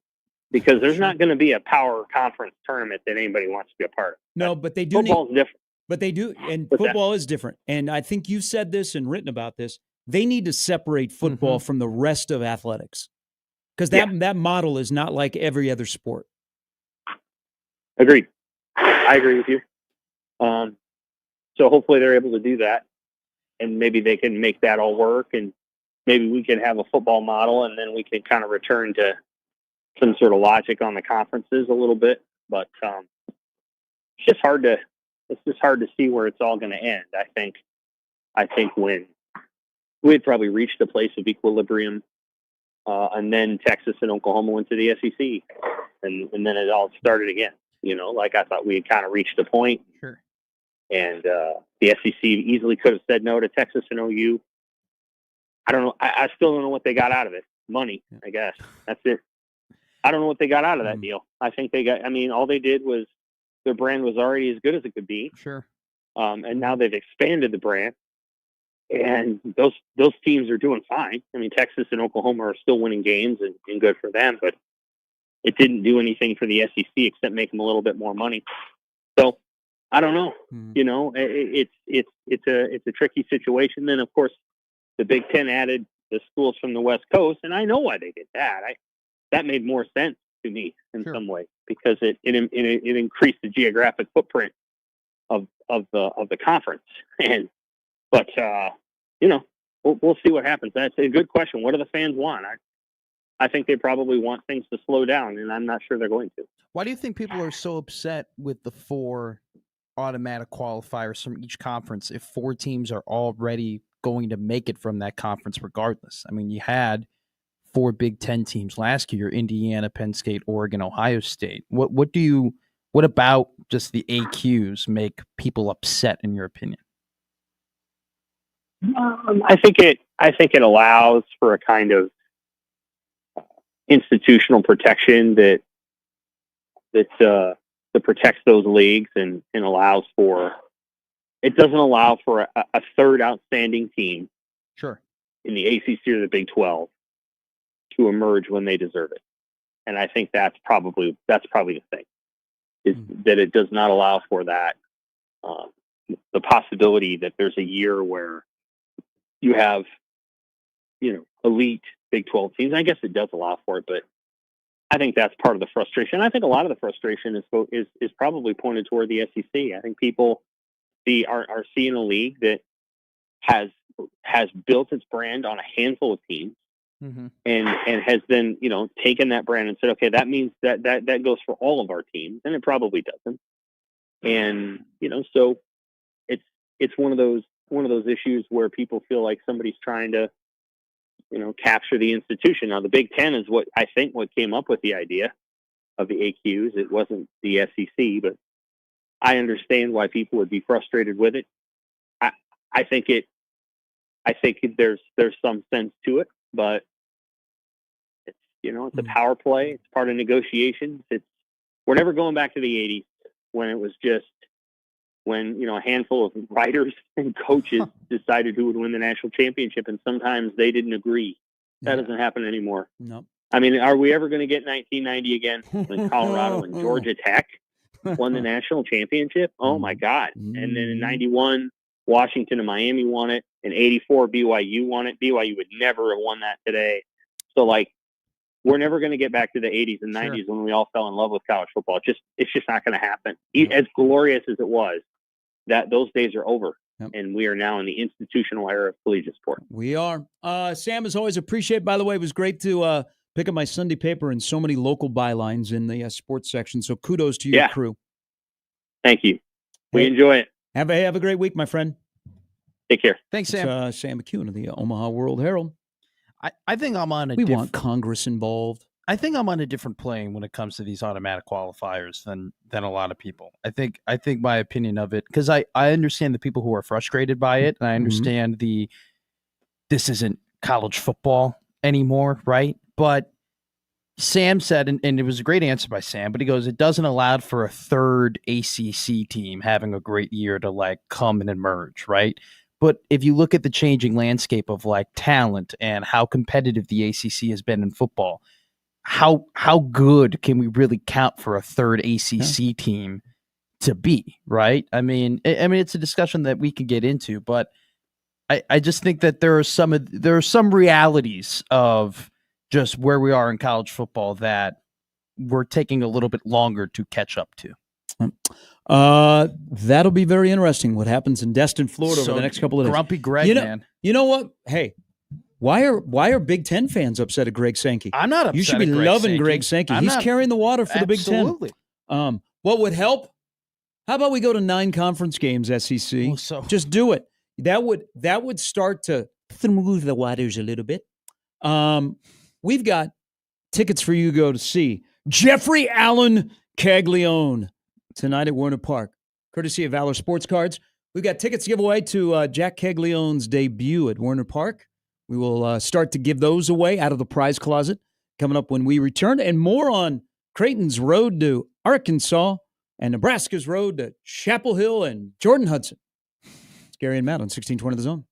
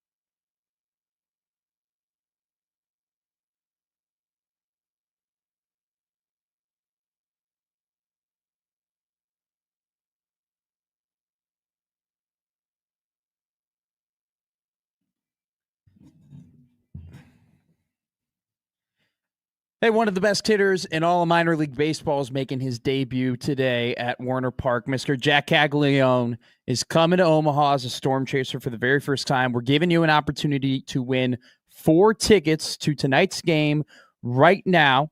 I'm going to ask you a question, and then if you get the right answer first, and by emailing Jimmy at 1620thezone.com, you will be the winner of 4 tickets tonight. Okay? Spelled correctly, J-M-M-Y. Is it Jimmy? That's how you correctly spell the name. Correct. At 1620 The Zone. Hold on. Wait. I'm confused. I'm so confused. J-I-M-M-Y. What did you say? I said spelled correctly. That's Yeah. how you spell it correctly. You missed an I. Oh, you were saying Jamie is wrong. Yes. Oh. Okay. All right. So to Just clear haven't up said hi to Jimmy Allen in a while. clear up any of the confusion. Hi, buddy. Jimmy at 1620thezone.com. In 2023, Jack Caglione was a teammate with another outfielder who went through the minors and very quickly made it to the MLB. He was a teammate with a player who ran through the minors like he's doing right now and made it to the MLB very quickly. Who was that teammate in 2023 with Florida? If we don't get it, I'll give a hint later. Email me because, and a part of the reason I said that is one, well, obviously we have our phone issues, but more specifically, these are electronic tickets. It makes it a lot easy for me to transfer them to you. So, who was Jack Caglione's teammate in 2023 who also went through the minors very quickly and made his way to the MLB? Currently an outfielder in the MLB. So you'll win 4 tickets. We've got 4 more 4-packs to give away to go see Jeffrey Allen Caglione play tonight. I'll have to come up with more questions. Which is his debut at Warner Park, and it is a shot in the arm for the Storm Chasers, who, unfortunately, Hey, Noah, you win. Oh, okay, that happened quick. Noah Cameron? No, Oh. that would have been funny. That would have been funny. There might Because be I'd a be Noah like, Cameron why are you not in Kansas City for the Red Series? So we will give away 4 more 4-packs to go see Jeffrey Allen Caglione tonight. But it's a shot in the arm for the Storm Chasers because they have been plagued by bad weather when they've been home. Mm-hmm. The attendance has been okay, but now school is out. The weather is warming up, and I've never seen the publicity. And the Royals have blessed Omaha with some incredible prospects. Sure. Bobby Witt Jr. played a long time in this city, and I think people didn't realize it. But he did not even come close to garnering the buzz that Caglione does because we like homers. We like power over speed. But it comes at the good time for the Storm Chasers. School's out. Weather's warming up. They need a shot in the arm. It's kind of been ho-hum. Rain will be gone by then. Yeah, it just is. 12-game home game? Yep. They have St. Paul for 6, and then they have the Iowa Cubs for 6. It's kind of a Storm Chaser thing, but it's across minor league baseball. And I think, unfortunately, the atmosphere of the Storm Chasers is not what it used to be. One, because Connor Happer isn't there as the MC. This is true. I'm being honest. Because I work out there, so I'm out there for a lot of games. Peter can back you up on this. Happer not being the MC really hurts the Storm Chasers because Happer is great at that and crowd engagement. It's like when Jordan retired the first time. There's also one other thing, and this is out of the control of the Storm Chasers, is they had to extend the nets, and it seems like it is taken away. So the nets go from foul pole to foul pole to protect the fans, and it seems like it's just kind of, I don't know, taken away from the atmosphere. Guys can't throw the ball into the stands. I mean, if they do, they got to throw it way up in the air. It just, and you almost seem like you don't recognize that you're looking through a net when you're sitting behind it. Yeah. But it feels like you're disconnected. So I was going to say, do you think that there's like a personal connection that you can make with players because of there's not a wall? You can't. Where are you going to get autographs? You can't. You can't go down to the railing and get autographs. So this comes along at a great time because they put on a great show. But minor league baseball has got a problem. Sure. And it used to be you'd go to minor league baseball, and I was in that business for a decade. Family fun entertainment. Okay? That's what you sold. And you also sold, we're not competing against Major League Baseball. And here's another thing that's hurt. Major League Baseball acquired minor league baseball. So minor league baseball is basically under the umbrella of Major League Baseball now. if you look, minor league baseball, the prices at the concession stand and the prices at the ticket window, it used to be, we went there because it was a cheaper alternative. Yeah. It's still a cheaper alternative, but it's getting closer and closer to going, whoa, this almost feels like we're in the Major League Baseball pricing category. That's I a worry, problem. I worry about my brothers and sisters that are in minor league baseball that we're headed that way, and our attendance across the board is down because it is. It has been down for 2 months. And they added another month to the season. So April in most places is a punt because the weather is so crappy. So you pick it up in September. But then what happens? School's back in session in September. You're competing against football. So I'm glad Caglione shows up. They've got 2 weeks. He's here. I think he'll be here for at least a month plus, but you never know. And it's going to warm up depending this on what weekend. he does. I feel like summer. So it comes along at the right time because the Storm Chasers need a shot in the arm. Doesn't that kind of defeat the purpose? One of the main purposes of minor league baseball, if the prices are going up. Yeah, I mean, it's one of the cores of going to minor league baseball is the fact that, yeah, it's still baseball. And you're not paying for a pro product because you're not getting a pro product. If you're going to start paying closer to a pro product and you're not going to get a pro product, that's the easiest way for I don't want to say no longer cease to exist, but like losing more and more teams like they have, because they've lost a lot of minor league baseball teams over the last couple of years. And that system is so vitally important to Major League Baseball. And it's just like, I understand that you're trying to make margins and inflation and you're trying to pay some people and there are other factors that maybe you can't control that have prohibited you from making money. But at the same time, it's like, what are some of the roots of minor league baseball? I think one of those is the fact that I don't have to pay $100 to enjoy a full-on baseball experience. I can pay 30% of that or 40% of that. You can still get a beer bat, Selly, though, like Beer bat. have at Nebraska, which you were against it. I am for the beer bat, Selly. No. I'm fine with the whole dugout celebration thing. Like when they have the robe or the chain or like they do a dunk or they put on a different hat. Yeah, I don't care. Not all are created the same. No. But the beer bat Selly that Nebraska has, Well, I love it when I'm all for it. I love it when kids who are underage are doing the beer bat selling. When it's like a 19-year-old freshman, they're drinking Kool-Aid.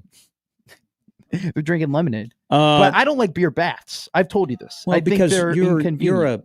I'm an efficiency guy. It's not efficient. I've noticed that you wear and drink a lot of this stuff. What? Like stuff you eat and stuff you drink seems to find its way onto you. I have not eaten around you enough to have like mustard falling off my mouth or like You have, even like, admitted beer. it. You got a little slobby tendency. See, you don't want to go to a barbecue place with me. Well, yeah, because you tried to shame me and Happer for Hey. being on email list for places. do you like stuff- that. that is do you still stuff crazy. the That's napkin still in so your fat. in your throat? I have to, yeah. Yeah. No, or when I go to like a crab shack or like when I go to like Red Lobster. You put on the bib? I put on the bib. No, I have to put on the bib because I'm wearing something nice more than likely. So I've got to make sure that like butter and oil and garlic and parsley So I doesn't can get on my see shirt. the tipping of the beer bat would be a struggle for you. I think it's cool when That you get a whole little area is bit of kind of rundown of the beer. When the beer's slight, like obviously if half the beer is falling onto your chin, like you're a doof. But like if you get the slight trickle down of like, oh, Matt's trying to put this beer down, it's a little respect. I get a little respect when I see a little beer go down somebody's face. I'm actually like, surprised Josh Peterson hasn't lost his mind with stickiness and stuff over because he sits over there What in do the you mean? afternoon, and there's no stickiness over here. that's because we've been gone for 4 days. Everything's reset. I clean up. I do a good job of cleaning up. Will they sell I admit that will I they did sell a bad beer, job. Will they sell beer bats at Haymarket Park next year? How much is it? Well, if you go to Wrigley Field, it's not cheap. It's like $30 at Wrigley. Yeah, well, you could bring down the price at Haymarket Park. Maybe it goes to NIL. Ooh, what if you Yeah. got a custom? They didn't just do the plastic beer bat, Like They an did- actual real bat? No. They did. I'd bring my own shoe. They put like I a drank out of a they shoe make in a it boot red. before. They make it like a red bat that could be Yeah. like a souvenir product, and then like, hey, this is the NIL beer bat, and then you put they have the NIL beer, right? Mm. So you Drinks put for that- dollars. You put that lager, Yeah, in there? Cornhead Lager. $19. Mm. $19 Now for a beer we're bat. thinking. I think $19 is a great price for a beer bat. $18.90 if you really want to go in on it. So, All right, Matilda. So think about this with the College World a nice Series, movie. the road to Omaha, and the Field of 64 is set, and it includes 2 teams. It's okay, Happer. It's okay, Bishop. Be excited. There are 2 that are in it. Okay? 2 champions. Embrace 2 it. champions. Yes, they both dogpiled their way to Omaha, Yes. or at least to the NCAA tournament. You're getting ahead of yourself. You're getting ahead of yourself I'm there. way ahead of myself, and I'm probably going to be on a lonesome highway east of Omaha. But Omaha. think about this for a moment. I'll think. If we don't have in the Triangle of Death at the Chuck the pop-up land between 3 Razorbacks, there are 7 straight titles out of the SEC with 7 different teams. Yeah. Just think about that. That's awesome. We can't have enough SEC teams in the NCAA tournament. They deserve everybody except for Missouri. But Hell yes. this Well said. tournament, 3 of my favorite people to talk baseball with are going to be involved. First of all, you brought this up, and I have thought about this. Okay. Why is the swan song for what Creighton baseball has done at 41-14 with Ed Service in his last year, and there was a coach in waiting that is actually in the dugout with him? Why is that not a bigger story? I think that should be a bigger story, and it just seems like it's not. But it should for a really good baseball man that has gotten to enjoy his last season. Yeah. And he'll get another chance to continue the season. Mm-hmm. I just think that should be a bigger story nationally, and it's not. I'm glad. I'm very, very happy. Very happy for Ed. Mark Kingston should get a little credit though. Like, I feel like we're not like talking about him as if like, oh, it's just a coincidence that he just shows up and for the first time in it was 2019, so it's been 7 years since they made the NCAA tournament, that he comes ahead and they make it. Like, I think that is a really big story. And the fact that he obviously has made an impact on this roster and has helped propel this roster in a way, being a coach there and actually coaching to help them get to the spot. I just think that what it really boils down to, Kerry, just the Big East. They're a Big East baseball team. And so it's just like, when you're in the Big East and you're a baseball team, you don't get the headlines as much. You don't get the stories as much. You don't get the respect that you deserve. If this was happening in the Big 12, or if this was happening in the ACC, or if this was happening in the SEC. Yeah, like it's not the Danny Hall from Georgia Tech. No. Which, by the way, we got to stop. There are these selection shows where we go live to the team. I wondered. We need to stop showing teams. We need to show teams that are like mid-major or haven't been there for a while, and they're going to celebrate it, because Georgia Tech looked pissed. They thought they were going to host. They didn't. Bama looked furious too. But the bigger one was Texas. Yeah. Texas, like there was no. So we got to stop doing that. Go to the mid-majors. Go to the teams that haven't been there for a while. Show that's the emotion. We also got to make that show 15 minutes. The whole show? They did something different this year because they went into lacrosse, which I'm hooked on. I'm going to talk to Dan in about. Sure. Let's don't add women's wrestling. Let's add lacrosse. They did something extra this year. They did the hour selection show. Schick does it well because they get through all of the picks. Okay, and then they have commentary. But then they added an hour to break down the bracket with Runes and Berkey, along with KP and Schick sitting there. So I love that. There's the other part of, Danny Hall last year at Georgia Tech getting a lot of run, and he's been to Omaha, so I get it. And he once coached Nomar Garcia-Parra and Jason Veritas. Nomar. Okay. And Kyle Baker from Millard West. Great poll. So the service thing should get more, but I said 3. There's Will, who I knew when he was a scrawny little shortstop from Conroe, Texas. They were a hard watch. I actually told him that. So they were 10-13 at one point. They were 2-7 in the league. And I was like, man, you guys are a hard watch. And it struck me, and I said this on the air. Yeah. Almost seems like, he didn't tell me this, but it seemed like the season as it went on, because he knew what he had and they weren't able to get there consistently, that it's almost like it'll be a relief when the season is over. But credit to him. And I might have to change this, and if you want to join me, go ahead. There are some coaches that get the benefit of the doubt, like, death taxes and blank. Will might be in the category of giving him the benefit of the doubt when it comes to May, because he has become Mr. May. Yeah.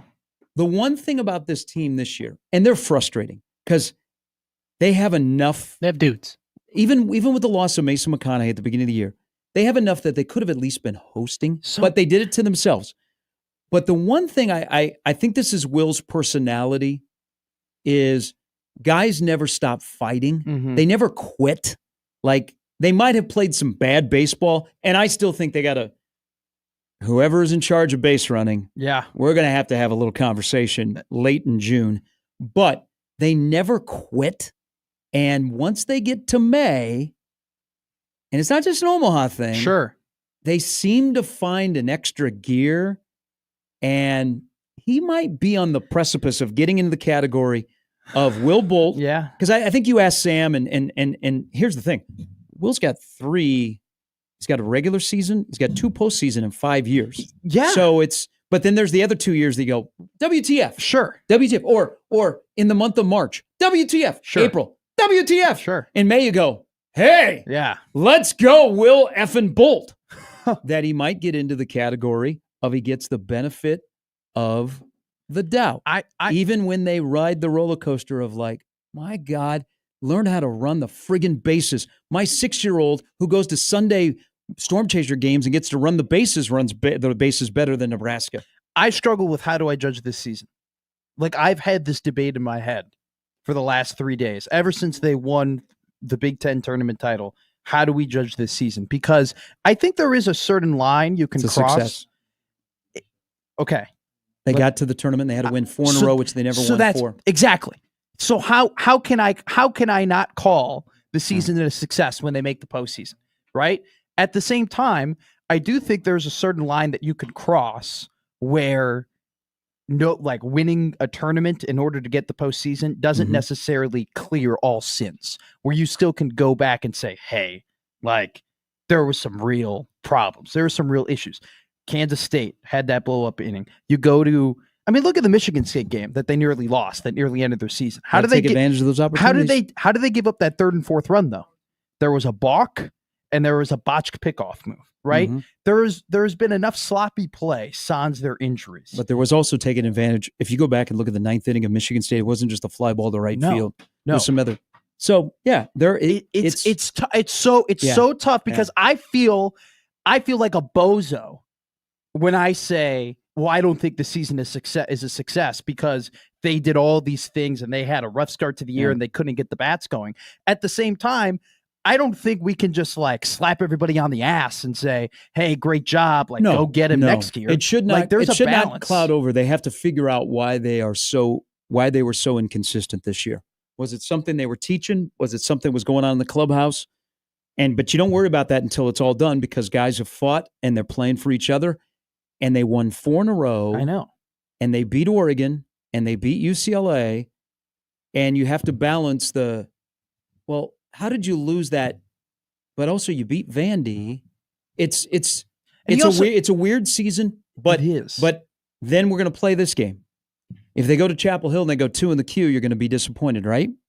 Yeah, I will be. But they have a chance, I think, to at least win a couple of games. Now, the other coach this weekend, and I root for Stories. I don't really when the SEC comes here and they hold their invitational in Omaha. I like Stories. I like partiers. I like Skeens. I like Livy. But there is one guy that I am rooting for, and I do not hide it. Yeah. He's 64 years old. He's Dave Van Horn. Mm-hmm. Okay? So he's 0 for 9. And he's one of my favorite coaches of all time. I mean, of my time in college sports and in professional sports. Oh, even Dave Van Horn is one of my favorites of all time. And I can't tell you, when they lost the chance to win the national championship, and it was right there for him, and I was sitting waiting for my friend Dari, who was doing the post game on the SEC network, and DVH walked up there, and him and I have known each other since '98, I don't know what the hell to say. I mean, Yeah. he looked like a guy was I mean, it was over. And they get to the point, and they're doing it again this year, where he's got a really good team, but they're playing at home. And man, when things go south, it's a tension convention. TCU and K-State have walked in there. He's a guy that I want so badly to win a national championship in Omaha. I know he's Sure. been at Arkansas. Most people associate him with Arkansas other than Nebraska. Yeah. But he's on my Mount Rushmore. He's 64. I don't know how many more times he's going to have to get to Omaha and win. And this might be the year. And if he does, I'm going to be in the dog pile.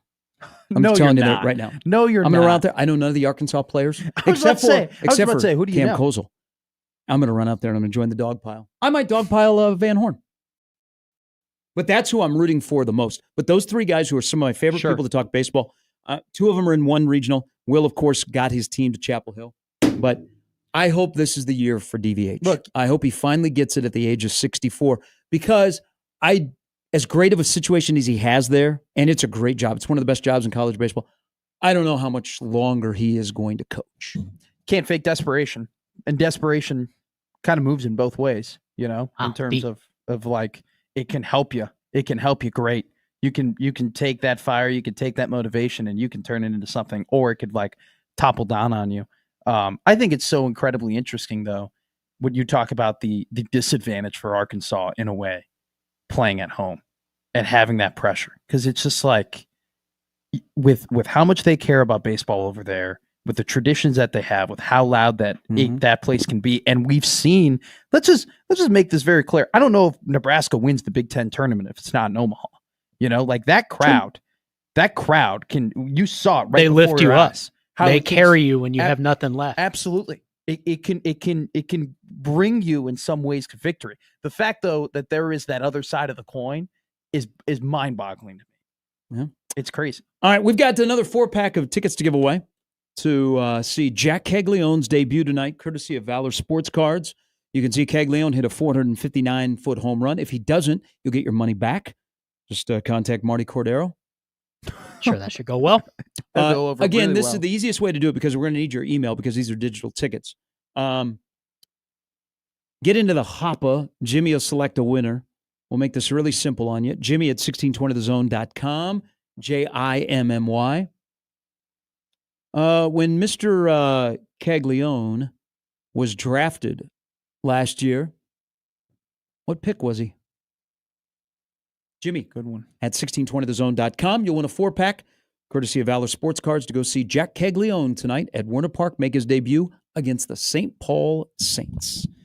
We're back with more after this on 1620 The Zone.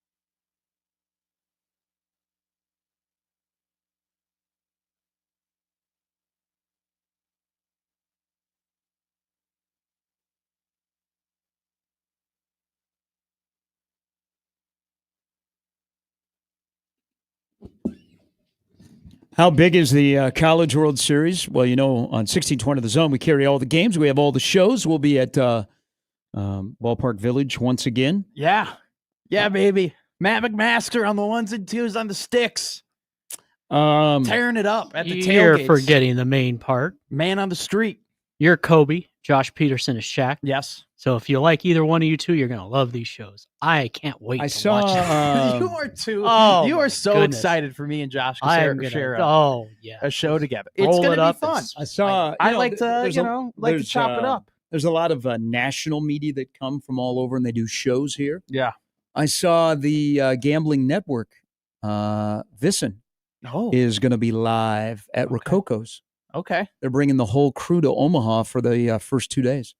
I like that. I like to hear that. I think I might just be pulling people off the street walking by, just grabbing interviews. It's like, hey, come over here. Just pulling people left and right. No, I know that's not allowed.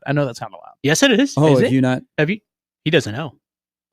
Oh, no. That's why I don't do those shows anymore. I did one show with him. Because you would grab people and be like, hey, grab a microphone. We and almost talk had to a them? fight on the air between That's LSU and Florida incredible. fans. It's great. Mm-hmm. It'd be fun. Bear Bias. We still have that drop of the guy that I screamed at to come join us from about 500 feet away. And he was an LSU fan. He told us about the Bear Bias. Oh, it's encouraged. the people are what make the College World Series. Yeah. It is not the content. Did you hear the Okay. Zesto shout out on ESPN television yesterday? It was incredible. It was great. Yeah. Oh, I know. I mean, Matt Schick. Yeah. I know that he knows. Yeah. I know. I wonder but if other people, like Zestos is well known. I still haven't, but I don't eat. Great I place don't- to celebrate I after you win a wonder- World I Series. don't do ice cream anymore. I wonder if he had a couple of other local references. Zestos would be one that college baseball fans get. Rocco's is Yeah, Did he say Rocco's. rocketed up there. I didn't don't hear believe it. he did. His John Bishop impression was great. It was. That was a great one. Jason. Days win. Here is random Mike. Good morning, Mike. Mike. Mike. No, he was on hold for too long. Call back, Mike. Mike. What do you think? What do you think the chances are he talks about PCA? Very high. He might talk about the fact that the Cubs are 12 games over 500 and Matt Kyle Shaw's barrel is and- staying in the zone for a little bit longer. trying to figure out what Kyle Tucker's Instagram meant yesterday. What did? Oh no! He had a 7-word message on no. Instagram. They're on a 99 win pace. Here's what's They're really confusing good. about the Cubs and all the good stuff that's going on the field. The bullpen is very hit or miss. No. The All-Star game is coming in 27, and the Cubs are upset that it was announced on their that they didn't announce it. So it has not been announced yet by Major League Baseball that the Sure. All-Star game is going to Wrigley Field in 2027. Hopefully, it won't be a rain But delay. This it was time. announced on 670 The Score, the number one station in Chicago for sports. We don't know that anymore. The ratings tell you it is. Well, they And the currently Cubs don't are do. on- There's only one. There's only one radio station that gets rated. the Cubs are on that station. So It's a the close Cubs- second. your former station is? No, 670 is a close second. 670 is a banger. 670. That is I'm a not going to say. giant. I'm not going to say anything bad about 670. I No. love 670. No. 70. I think Lawrence Holmes is great. All right. I think Hawes great. When Danny Here was Parkins, Speaks. when Danny Speaks is great.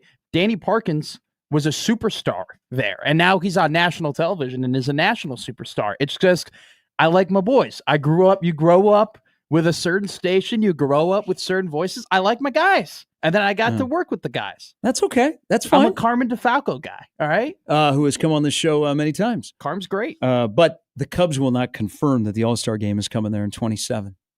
Maybe by 27 they will. I'm going to tell you something right now.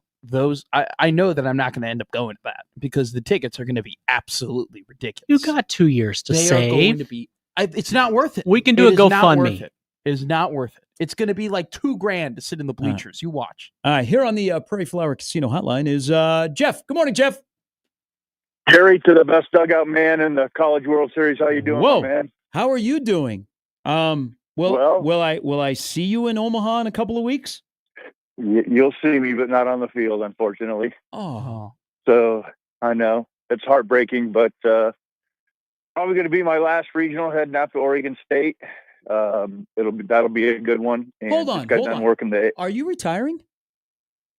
No, Oh. well, maybe. Okay.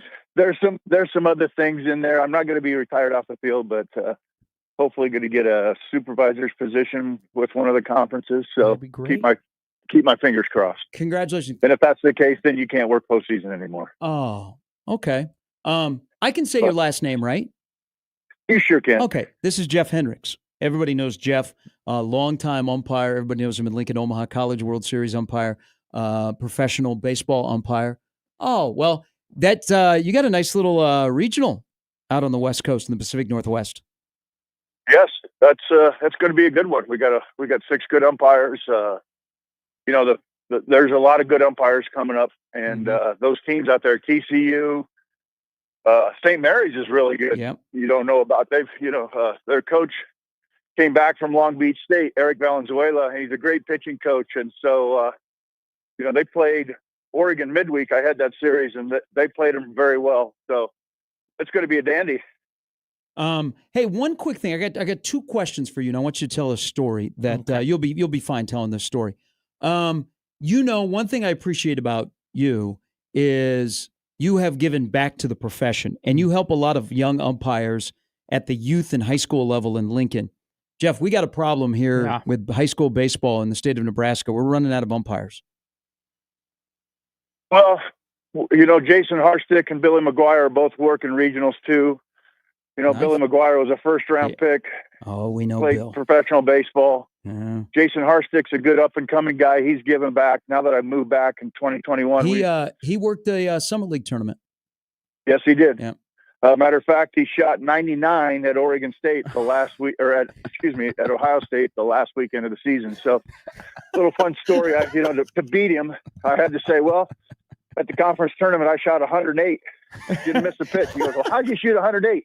I said, well, just to make sure you couldn't beat me, I looked at all 8 warm-up pitches and got those right too. So I shot 108. So I can't let the young guys get me down. But sure. You know what? We're trying to get going. I know Sean Johnston does a lot up there. We're trying to get it going. It's tough, Sure. with all the travel ball and where the guys that make the money and stuff like that. They work a lot, but we're trying to keep the professionalism around Gary, and hopefully we can get it straightened out. And I guess that's probably one of the reasons I'm coming off the field, so I can do some camps and stuff like that and try to get back. Well, I love you calling balls and strikes, but I know how much that profession means to you. I want you to tell a story, because you've told me the story, because I was just mentioning Dave Van Horn, who is 0 for 9. He's 64. He's got another great team. If we don't have a pop-up that lands between 3 of his players, it's 7 straight in the SEC with 7 different teams. You happen to be working behind the plate, and the amount of talent on the Oregon State, Arkansas rosters that night. But when that play happened and what happened afterwards, what was that like in your role as the home plate umpire, that the guy that squats in front of you just thought he was going to win a national championship? Instead, you have to go back to work, and, a guy that's playing in the majors, drills one. What was that like that night in 18? Well, anytime you're behind the plate, you just want to get out of there with, that you don't affect the game. And I'd had a really good game, and, Coach Van Horn being in Nebraska, and pop-up goes up. And as you know, the umpire's locker room's off to the third base. I got to start walking back 4 or 5 steps, thinking, way to go, kid. You got out of here and did a good job. And all of a sudden they dropped the ball. And you got to kind of regroup and come back out. And then the next pitch, the shortstop gets a base hit, ties it up. And then Trevor Lornich comes up the very next pitch and hits a 2-run home run. And Oregon State is ahead. Now you got to go to the bottom of the 9th. And like you said, it was just shell-shocked. And as you know, and I know, Arkansas never recovered. They were done after that game. But if that could be the loudest I've ever. You still there? Yep. It could be the loudest I've ever heard Charles Schwab, other than the Omaha Creighton game the other day when they had the 8,000 school kids that just buzzed for the first 7 or 8 innings. But that all I can say, I just want to say something that you said too. The fans and the people in Nebraska that show out to support these teams and all the fans across college baseball. It was an honor to work 8 of those. I'm second in most games worked, and it hurts not to go back because I try to give it my best. But what you guys do and what the fans do and what this state does for college sports is second to none, and it's an event like no other. Hey, Jeff, real quick, Matt over here. I got to ask you, as an umpire, right? I think we all look all balls and strikes, and we get on you guys if you miss calls, and there's always opinions on the job that you do. But is there something? What is the most challenging thing that you think about being an umpire is that maybe people don't realize or recognize that maybe you would only experience standing behind that catcher? Well, first of all, like I worked the American Athletic Conference tournament the other day. It's 94 degrees and I'm 62. It's 94 degrees and not a cloud in the sky in Florida, and it's 98% humidity. So anybody that thinks that they can do this job, go ahead and put chest protector, shin guards, the mask on and everything like that, and stand out in the heat and give me 400 squats in the next 3 hours and see how you do. Yeah. But, it is now, you take what these coaches are making, $3 million and everything like that. It's a people business. Like when we go to replay and stuff like that, we had a play the other day where we couldn't zoom in, and you've got to be able to communicate with the coaches and the players. And, we're not the adversaries. You try to talk to the kids, and, believe it or not, most umpires shoot 94 to 97 behind the plate. That's pretty darn good. Yeah. You just don't want to miss a crucial pitch at the end of a game or a strike 3 with the bases loaded or something like that, So I would say the most crucial thing is focus and concentration, being able to communicate. And, a lot of us, as you can probably tell, Gary, throughout the years, is we care. We want to get out there. We don't want to be seen. We want to get them right. And replay helps that too. If you miss something on the bases, they will they'll get it right and they kind of forget about it. But that's kind of one of my pride and joys. I've never missed a play on the bases at the 8 trips to the College World Series. I'll take that to the end of my career. I'm proud of that. Hey, fantastic. I appreciate the call, my friend, and have a great weekend out in Corvallis, and hopefully we'll see you around here in Omaha in 2 weeks. Sounds good. I listen to you guys all the time, man. What a terrific show. Thank you, Jeff. Thank you. You still owe me a beer after a Nebraska basketball game, too, by the way. How about 2, buddy? I'll be there. I'll take the second one. Everything I've said about umpires is so true, and you're one of the best. Thank you. I appreciate it. That's Jeff Hendricks. All right. That was awesome. Lincoln East grad. I think he still sells insurance. But yeah, I've like back in the day of the old Big 8, Big 12, Jeff was working a lot of those games. So he's worked, that's a lot of College World Series. I'm bummed that he's not back this year, but I'm glad that he's working a regional, and maybe we'll get him to a super as well. I never really thought about that, by the way, the whole 98 degrees thing and how hot. I mean, like, I'm just walking around at 90 degrees and I'm all pissed off about it because I'm not a hot weather man like yourself. I have thick blood as opposed to thin blood. Oh, he said that. And I'm like, that's awesome. That is awesome. You're like, that's my dream. Yes. Do you sometimes, what you should do? You should crank up your heating all the way to 90 degrees and get umpire gear and just sit in your house in a squat position. Be like, honey, what are you doing? I'm meditating. That seems to be a little bit odd. Would you be a good umpire? I used to umpire. How good were you? My dad was an umpire. Okay.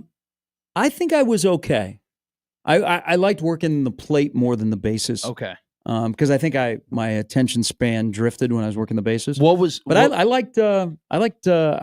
So I'd go back from school, and in Iowa they have summertime high school baseball and softball. So I'd work a lot of games with my dad. And I miss it. I'm actually thinking about, people have asked me, my schedule's a little bit wonky, but I've thought about, helping out because they do have a shortage of high school baseball umpires. I might be a 12U baseball coach next fall. There you go. Yeah, I know. I got buddies who are doing it, and they've offered the invite for me to be a part and coach.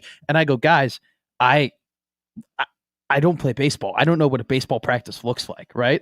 I know in game, I would be very, very useful. And I understand how the game's played, but in terms of the whole fungo thing and everything like that, no clue. And they go, Matt, be a vibes guy. Just be a vibes guy. So I might be vibes coach for a 12U baseball team where I'm just at the hotel bar with the parents, making sure relations are all steady. We have another 4-pack to give away to go see Jeffrey Allen Caglione play tonight, otherwise known as Jack, in his Warner Park debut for the Omaha Storm Chasers. By the way, Patrick won the last one, so congratulations, Pat. Patrick. Congratulations to Patrick. Noah won earlier. So Jack Caglione has hit home runs in 4 straight games, and he's obliterated the baseball. He is the most talked about guy currently in minor league baseball, and he will be on display tonight at Warner Park against the St. Paul Saints. 6:35 first pitch. We have 4 tickets to give away. Last year, he hit a ball that is still going in Stillwater, Oklahoma against Nebraska. Within about 30 feet, how far did that ball travel? Within about 30 feet, how far did the home run that Caglione hit against Nebraska last year in the regional in Stillwater go? That's a tough one. I like that. That's a good one. Jimmy at 1620thezone.com. That also helps out all of our streamers as well who are maybe a little bit delayed on the show.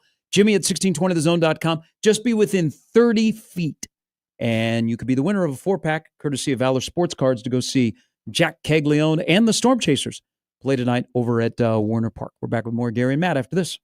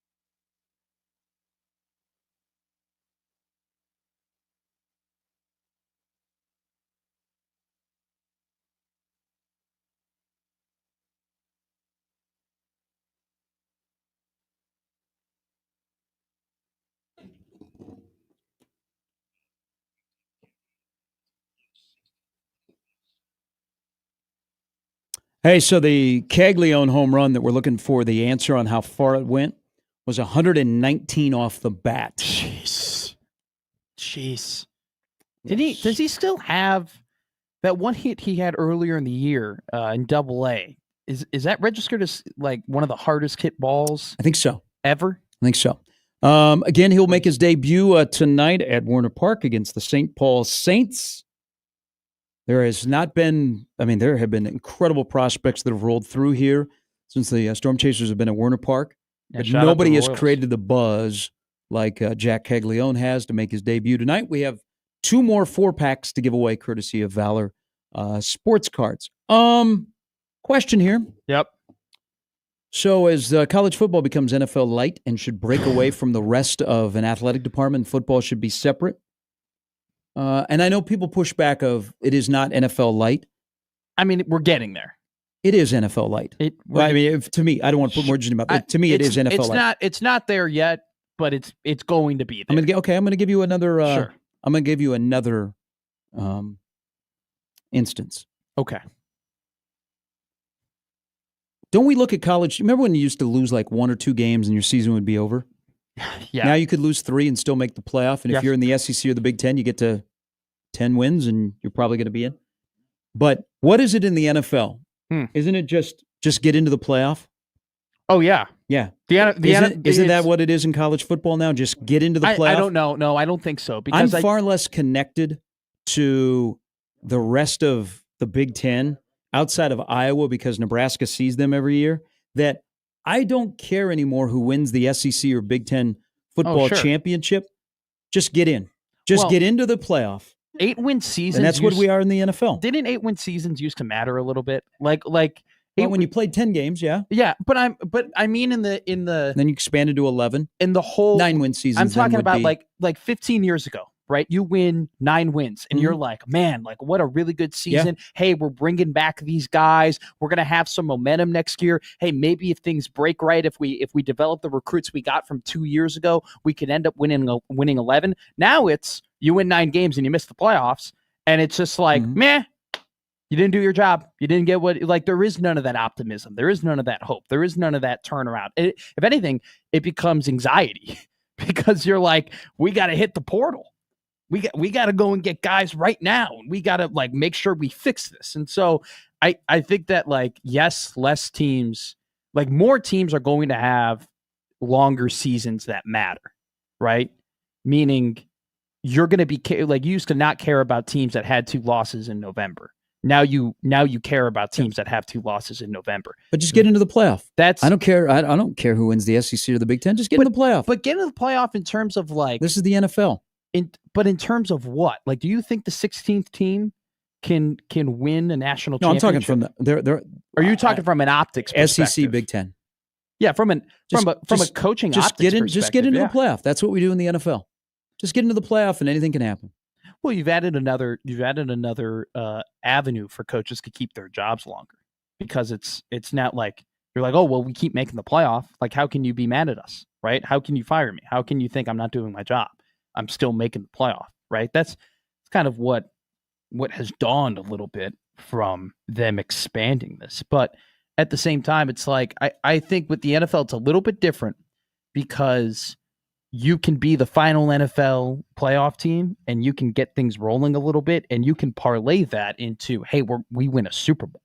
Like that's happened multiple times. Not so much recently, but definitely a couple of years ago. So the equivalent of the 16 seed is the equivalent of the 7 seed who maybe once in a while will make a run. But I don't think I'm not really counting on a team like South Carolina last year to make like a New York Giants type run or to make like a 2011 Green Bay Packer run. Like I just think the sports are so different in that way where that's more attainable with the NFL than it is college football because the talent gap is still, I mean, the disparity in talent between the top teams, the first team and the 16th team in college football and the first team and the 14th team in the NFL are massive. The gap is not that big, not as big in the NFL. That's where I think the difference is a little bit. But you would think different if South Carolina was a 12 seed. They wouldn't be a normal 12 seed. Yeah. They would be better than a 12 seed. Like the 12 seed is Boise State, who, they gave Penn State a good game. Yeah.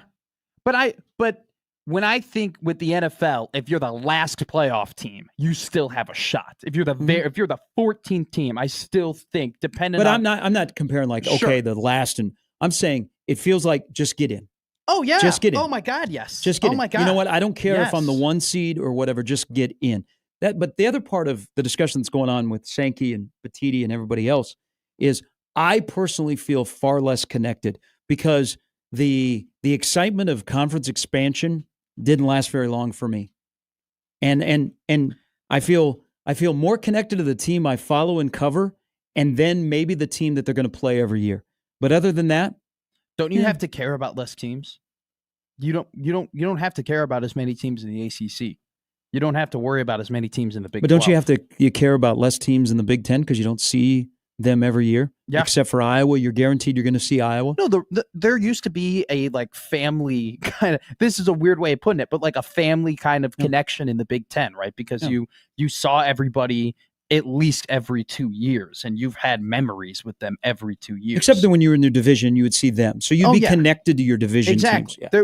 We've lost the connection because we can go years now without playing certain teams, which is like that was always the difference between college football and the NFL. There was always more of a mom and pop feel with college football. There was a deeper college football fans. If you're a diehard college football fan, had a deeper connection with their college team than their NFL team, which is why some people preferred it.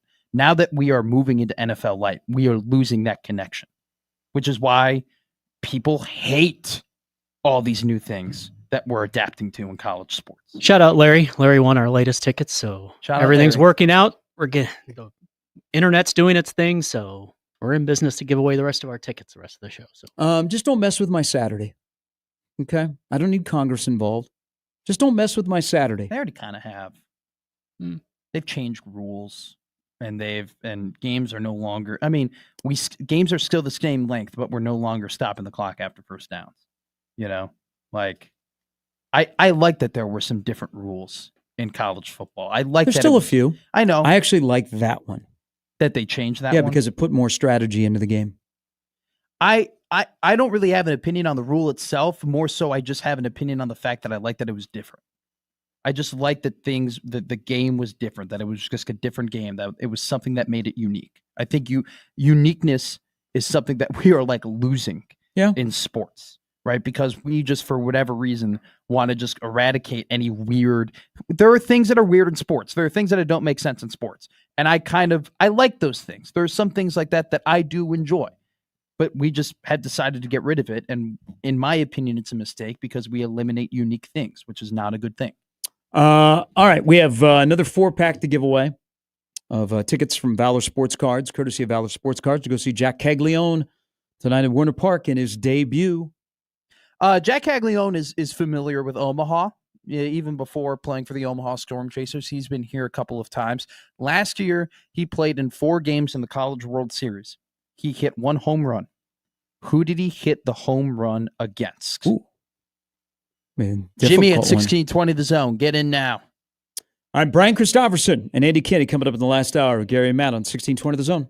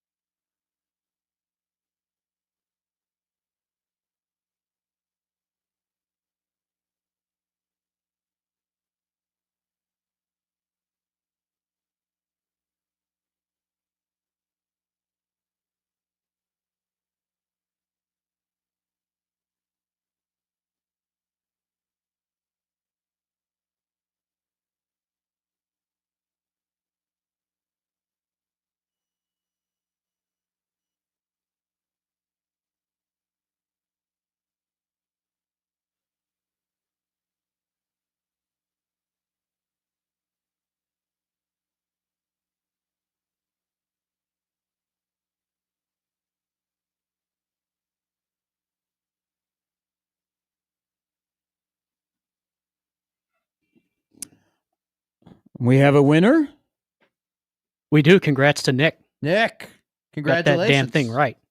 Who was it, Matt? NC State. Yeah, but who's the pitcher? Oh, Dominic Fritton. Did he get the pitcher or just the team? He got the pitcher. Damn. How? Yeah. Nicely done. Yeah. Very So good. we We'll have have one more pack of tickets. One more 4-pack of tickets to give away. We'll do that before the show is over. Well, let's talk to our good friend who wasn't back in his hometown this weekend covering Nebraska baseball, Brian Christopherson from Husker 24/7. Good morning, BC. Good morning, guys. How are you? Good. How are you? How are you? Pretty good.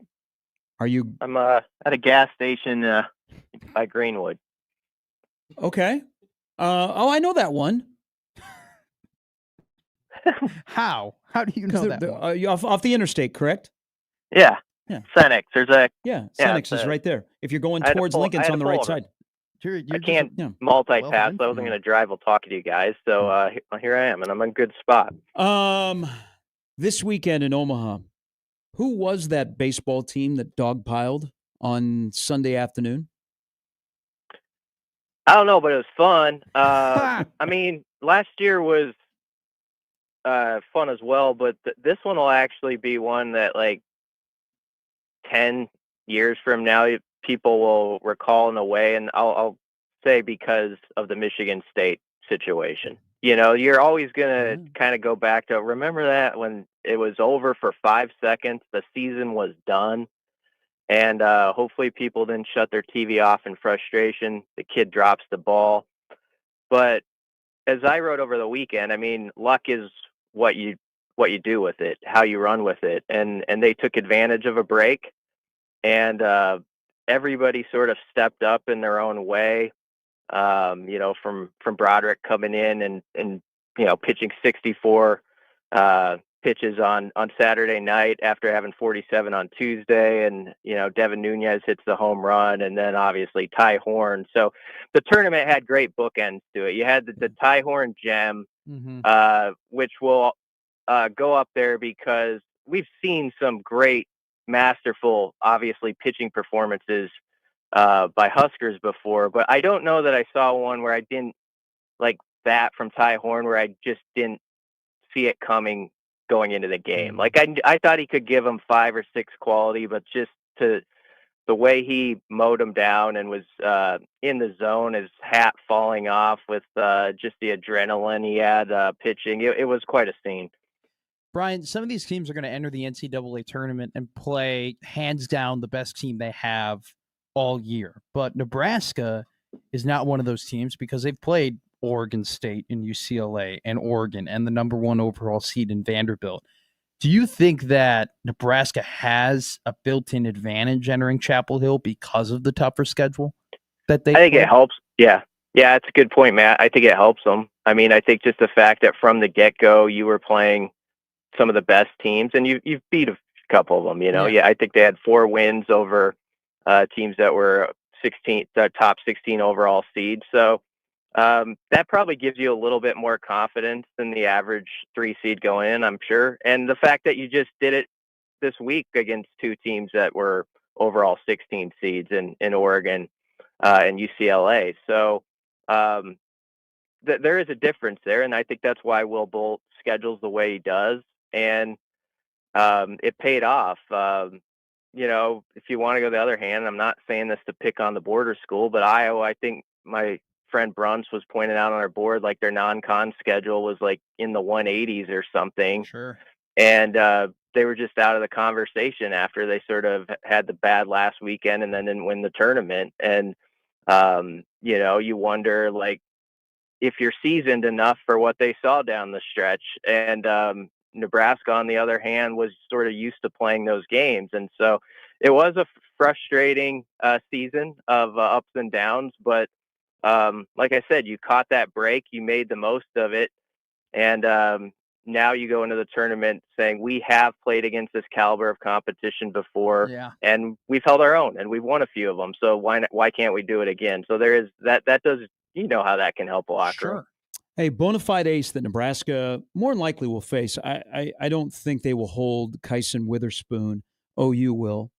And his twin brother also starts But if you're on the other side, and Witherspoon could be the first right-hander off the board in the Major League Baseball draft in July, who do you start on Friday? And then who would you start on Saturday? Because they're guaranteed at least 2 games.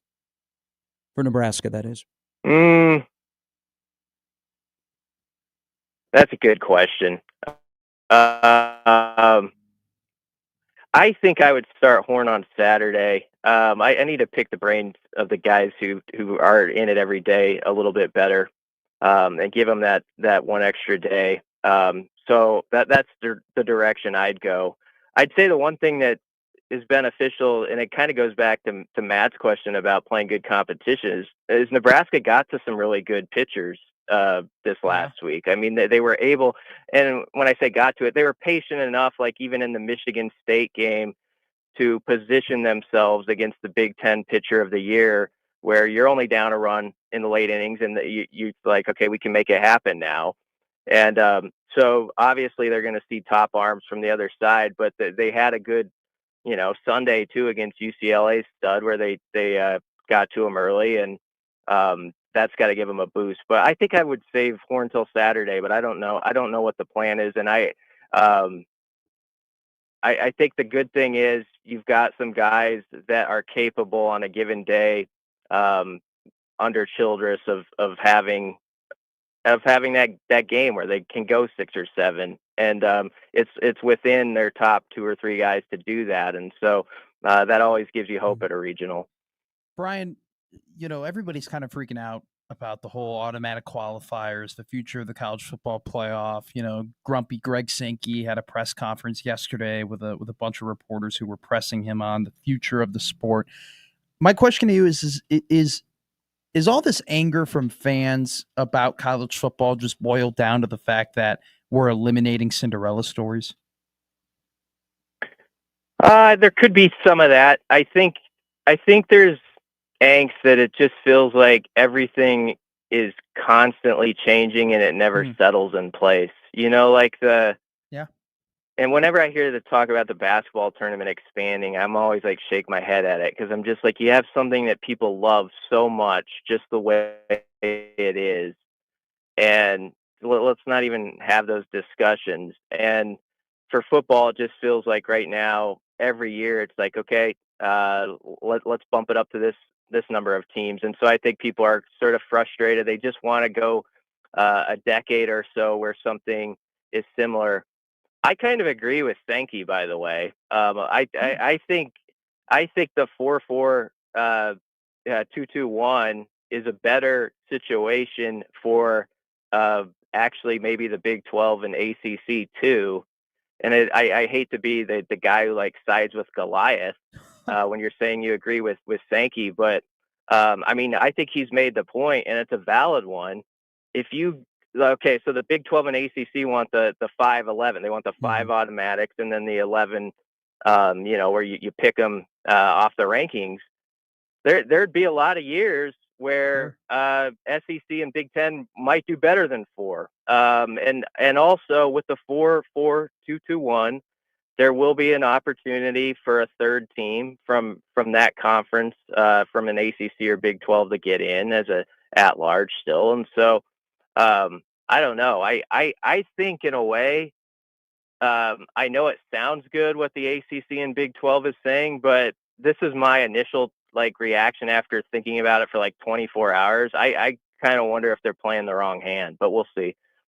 What if Greg Sankey was the commissioner of the Big Ten, and he was not wearing the SEC label, but instead he was wearing the Big Ten label, fighting for us? What would the reaction be from around here? I suppose it'd be like, go get them, right? I don't know. I don't know.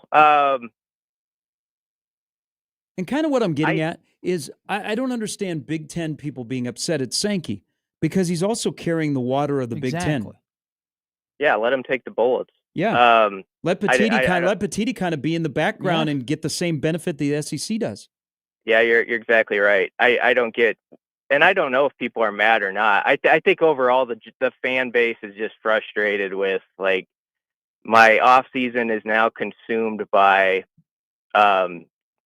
these sort of discussions that have nothing to do with the game itself. Now, when we get to the fall, football always like shines so bright that I wonder this going into every season is like, was the off season damaging enough this time to impact people when we actually get to the games where, more people are turning it off or they're doing something else on a Saturday? And I think overall across this country, I don't think we're to that yet. So football always comes in and saves the day when we actually have the marching bands on the field and you have all the fanfare and all that stuff. But there is definitely just that level of frustration with off-season conversation, whether it's portal, NIL, or how we're going to decide how we get to a national champion. The constant shifting of teams and conferences, it's just gotten, I think, it's weighed on people's patience in these months. And so we'll see again if football can come in and kind of make us forget about it for 3 months, and then we do the whole cycle over again. So you kind of alluded to it that, the SEC is also fighting a battle for the Big Ten, right? They're kind of melded together in this battle to get 4 AQs for both sides. And you're going to get to the point where if this Super League does eventually happen, it's no longer going to be the SEC and the Big Ten. It's just going to be all together in one. And then eventually it's just going to be you're rooting for your team and you hate everybody else. Do you think this is the beginning of that kind of like combination process in a way that these two leagues are kind of forming together? Yeah. I mean, I think we're pretty close to that. We've been working our way down to just making it kind of official that there's like 40 to 50 teams that are in a certain club, and there's going to be separate categories. That's always kind of been the way it's been. We just pretended it wasn't, though. College football has always had like the haves and have-nots, and to a large degree, there's always been like 10 to 15 programs in a given year that could actually get it done or had the resources or had the right map laid out in front of them to do it. And so now I think we're getting to the point where we're being more clear about that actually. Yeah. And that's just the way it is, as opposed to pretending like, like this is, basketball and like VCU could make a run or something. You know what I mean? Like, sure.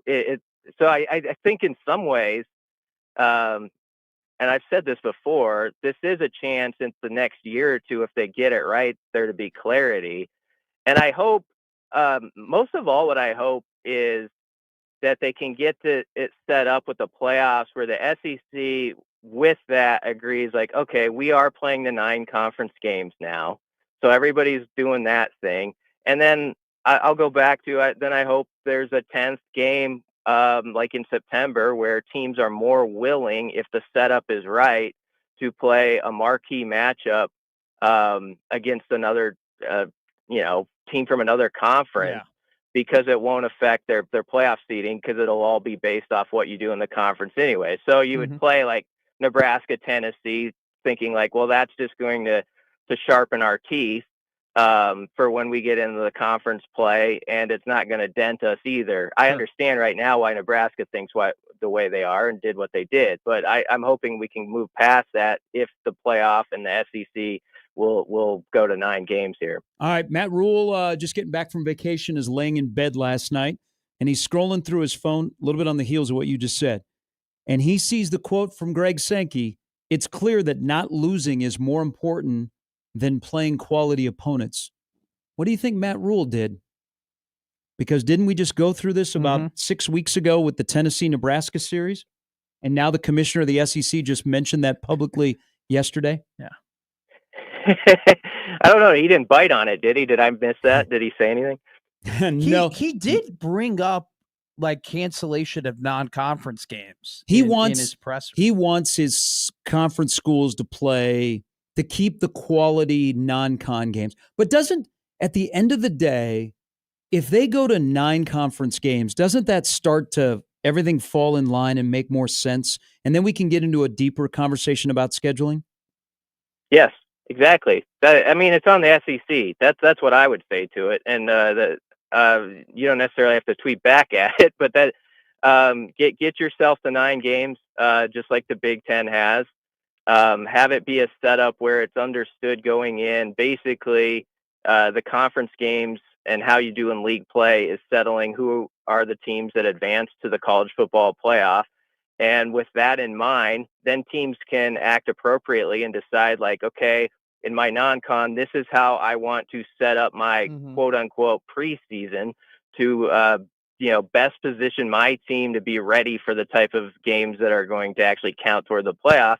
And with that, then I would hope, some of those marquee games do happen. But absolutely, if you look at like last year, losing does hurt you. I don't know that you do get a big benefit right now from the committee based off of winning that non-conference game. It's probably more damaging than useful. So I think Rhule's basic point on that was made, a couple months ago, or when they were doing the scheduling thing with Tennessee, is accurate, honestly.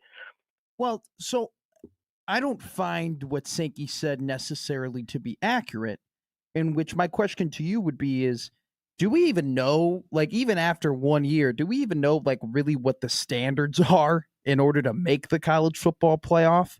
Like, what would you Not enough of a sample size, yeah. Yeah, like if you had to give, like how big of a problem is that, do you think? That you got commissioners and coaches and very important people who don't really know what they have to do in order to make the playoff? Yeah, no, you're right, Matt. I mean, there's not a great sample size. I do think Rhule made a good point, though. Part of it, too, is I think being a good offensive football team does matter to the committee. He has said this before. Like, I think it looks good to be playing like a good style of football where you're scoring some points. And like Georgia last year was sort of getting it done with defense. And obviously they made the playoff, but they weren't the most appealing team to people going in because of that, because of their quarterback situation. So I don't know exactly what the parameters are going to be to get in, because the sample size is so small. We probably are limited in our knowledge of that. But I do think it's important that in November, your team is positioned to win most of those games and also look good doing it. Having some style points with it, I think it can count for something. And so, that's an interesting part of it. That's always been a part of college football too, though. You've always had to, I think teams that have shined on offense have always gotten sort of the favor, usually in polling and stuff like that. So that's something to consider as Nebraska moves forward with Dana Holgorsen as OC, hoping that they look a little bit flashier on that side of the ball this year. No, Jay, are we talking style points again? Is that back into the conversation? I mean, I think it counts for something. You too. It was that Rhule interview with Josh Pate where I think he was talking about like the offensive football in the last month and how that can matter and stuff like that. And I kind of noted that, and because Rhule's always talked about his track record, they've had top defenses, top 25 defenses, but sort of middle of the road offenses. And I do wonder if there's a shift of mindset where it's like, we got to get that offensive side of the ball humming a little bit more, especially with the formatting the way it is, not just to win games, but to help in these discussions of, with playoffs and stuff. You got to think about all that stuff. Just don't touch my Saturday, please. Hey, quick one here before we get you out of here. So the SEC is a PR machine, whether you like them or not. They're always in the discussion. The Big Ten actually just got done with their spring meetings out in Los Angeles, but you didn't hear a peep. Yeah. Why? I just think that's more the Big Ten way. It's like we'll maybe someone pounds the table a little hard in the meetings, but we're not going to go out in the hallway and tell everybody about it. I think that's sort of the way that league has sort of always operated. I also think that's why the league was probably a little annoyed with Nebraska during the Moose era, because Moose did sometimes go out in the hallway and talk about it. And so I think we had a local example of like how that sort of steps outside of the boundaries of what this league sort of is used to and how you're supposed to behave coming out of those meetings. So it doesn't surprise me we haven't heard much. Hey, thank you for your time this morning. You or Brunsey going to Chapel Hill? I think Brunsey is. Okay. I am not, but I hope Brunsey is. I haven't finalized that yet if he is or not from him. But I like their draw. I give them a fighting shot out there. So and you obviously get the Nebraska, Oklahoma, which gets people in the fields, even if it's on the diamond. Oh yeah. Hey, BC, thank you. Yeah, thanks, guys. He is right, because when that matchup came up yesterday, we didn't think about, man, Larry Koshel and Dave Van Horn used to go at it. We were like, oh, football. That's what we are around here. We immediately got nostalgic for college football. Nebraska, Oklahoma are playing. We love it. You couldn't rattle off Chip Glass to Bucky Buckles. Who else do they have? I saw someone tweeted about Chip Glass. Jack did. Yeah. But when they won the national championship in '94, he was on that team. Chip Hale. A lot of chips. But Bucky Buckles was their closer, wore number 36. We didn't even think about that yesterday. We were like, oh, man, football. You just named 2 chips. Do you know any chips right now? Guys that I've never met in my life, yes. a guy that goes by a chip. My age. Omaha police officer. Okay. Who has a basketball daughter. Chip is a who great won a state name. title in the middle of the West. With all the names that are becoming more and more popular, I don't like that Chip is not a common name amongst my era. I like Chip. I would love, it's just a solid friend. Hey, that's why I appreciate that Chipper Jones never shortened it to Chip. Yeah. He was a great rescue ranger. Yeah, he was. Mm-hmm. I would Chip is the type of guy I would have a beer with. Like if I met a guy named Chip, I'd be like, you'd be a great dude. Chip to slam Gaines. some Chip Gaines, Chip and Joanna. There you go. They have a great set at Target for like home decor. They have, it's a really rustic design. It's a lot of wooden candles and wooden spatulas. What was it? And hangers not and stuff like that. Shiplap. Chip and Joanna know how to do rustic. Full circle here. Our umpire Jeff just texted me. He said he was on the field, Nebraska at Oklahoma, the night Larry Koshel got fired. Hey, Larry Koshel reminded me of the drill sergeant from Gomer Pyle. If you know, you know. I don't know. He was a great baseball man. I watched Warriors for the first time this weekend. Yeah? Yeah. And? Warriors. Yeah. It's crazy. It's a great movie. It's a bonkers Great film. family movie. Insane. All right, we still have our last 4-pack of tickets to give away to go see Jack Caglione tonight, courtesy of Valor Sports Cards out of Warner Park. It's his debut with the Storm Chasers at Warner Park. After I did some damage in South Jordan, Utah over the weekend with 5 home runs, 4 of those coming in 4 straight games. We're back with more Gary and Matt after this.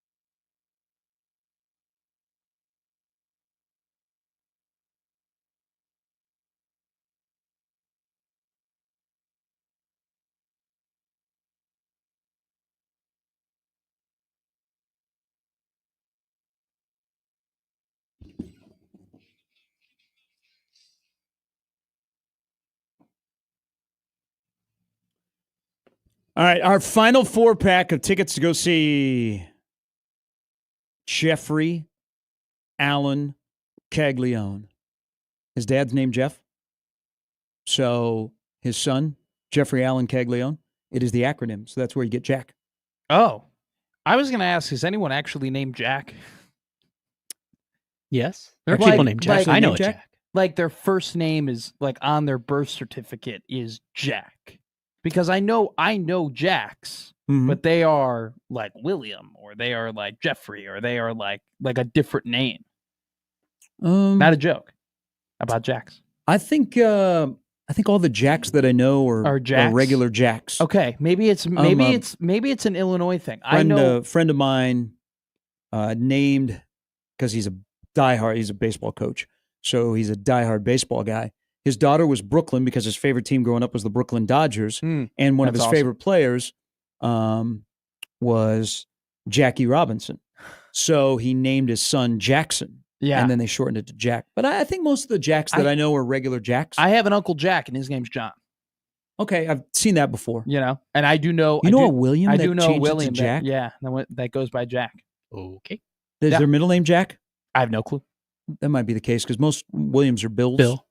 Or Shout Will. out Bill who emails me. I just didn't know if it's a common thing that just a lot of Jacks don't have their first name as Jack, but we just call him I don't Jack. know. I've never thought about that before. But in this case, I think about this things. is JAC, and he'll be playing baseball tonight at Like Winter Park. Collinsworth. Yeah, but much better Much than better. Jack Much more. Collinsworth. Guys, courtesy- give him a shot. Give him a shot, guys. Courtesy of Valor Sports Cards, we're giving away the final 4-pack to go see Jack Caglione make his debut tonight for the Omaha Storm Chasers at Warner Park. He's been with the Storm Chasers for a week. He comes from a very, very good baseball high school in Tampa, Florida. They are known as the Panthers. And when he was selected 6th overall, it was the 6th time since 2009 that a player that graduated from Plant High in Tampa went in the first 2 rounds. There are 2 guys that are currently playing in the National League. There are 2 guys that are going to get paid this offseason that are alums of Plant High. Ooh. They both play in the National League. They both will make a lot of money in the offseason. One currently has 12 home runs. The other has 10 home runs. They will make a lot of money in the offseason, either currently with the team they're on or in free agency. Those are the 2 most notable alums in baseball right now from the same high school that has produced Jeffrey Allen Caglione. If you know these 2 NLers, one's in the National League East, the other's in the National League Central. One of them has already been mentioned this morning. Yep. Jimmy at 1620thezone.com, and you will win our final 4-pack of tickets to go see Jack Caglione's Storm Chaser Warner Park debut tonight, courtesy of Valor Sports Cards. Jimmy at 1620thezone.com. I know one. I know the one. You can't win. I know the one that I should know. I don't know the other one. The other one also played at Florida. Oh, okay. Yep. Alligators. Doesn't really help me. Okay, so earlier in the show, I said I violated 2 of my old man take rules. Yeah, One- but you When I got into the uniform thing about Sunday's softball game. like uniforms. I reckon we have Yeah, one. but you I are- don't you are publicly. an ass- Publicly, I try and keep that to myself. But you are an astute observer of uniforms. That was a great uniform matchup. Actually, the uniform matchup for the Big Ten baseball tournament, there were some good uniforms. So this we were weekend. talking about that the UCLA Michigan game. You and I were both taken aback about how good that Those was. UCLA Blues, But they pop. I would buy the Michigan Grays. Like that yellow on gray looked good. And then you had the American flag Mm-hmm. on the shoulder. Ugh. Violated another rule of Violating looking all at a the rules. picture on the internet and way overthinking it.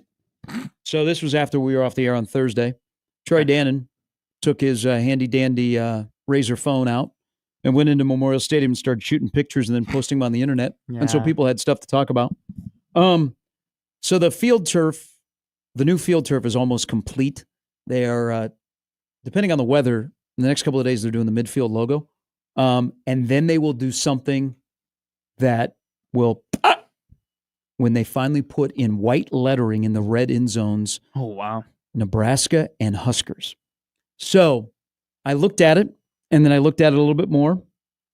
And if you've been, because I know you have, into the Hawks Championship Center, they already have the end zones that are red, and they do stand out. Yeah, they do pop. They pop. Now, when they put the white lettering, is going to make it go, bah. I think it's going to be, like when you see the picture on the internet, it's a little bit jarring because you're not used to seeing red end zones. Oh, no. But I think when you see it, and it, I think when you see it in person for the first time and you look at the Memorial Stadium field and you see the red end zones with white lettering, it is going to be like, wow. And that's what I did. I was like, I don't know if this is a good, and I thought, ooh, white lettering, all red end zones. The red is really, really bright. This may actually work. We're back, baby. 2025 has never been better. The red that was posted on Dan's picture looks more to the red that we are accustomed, like more like the scarlet.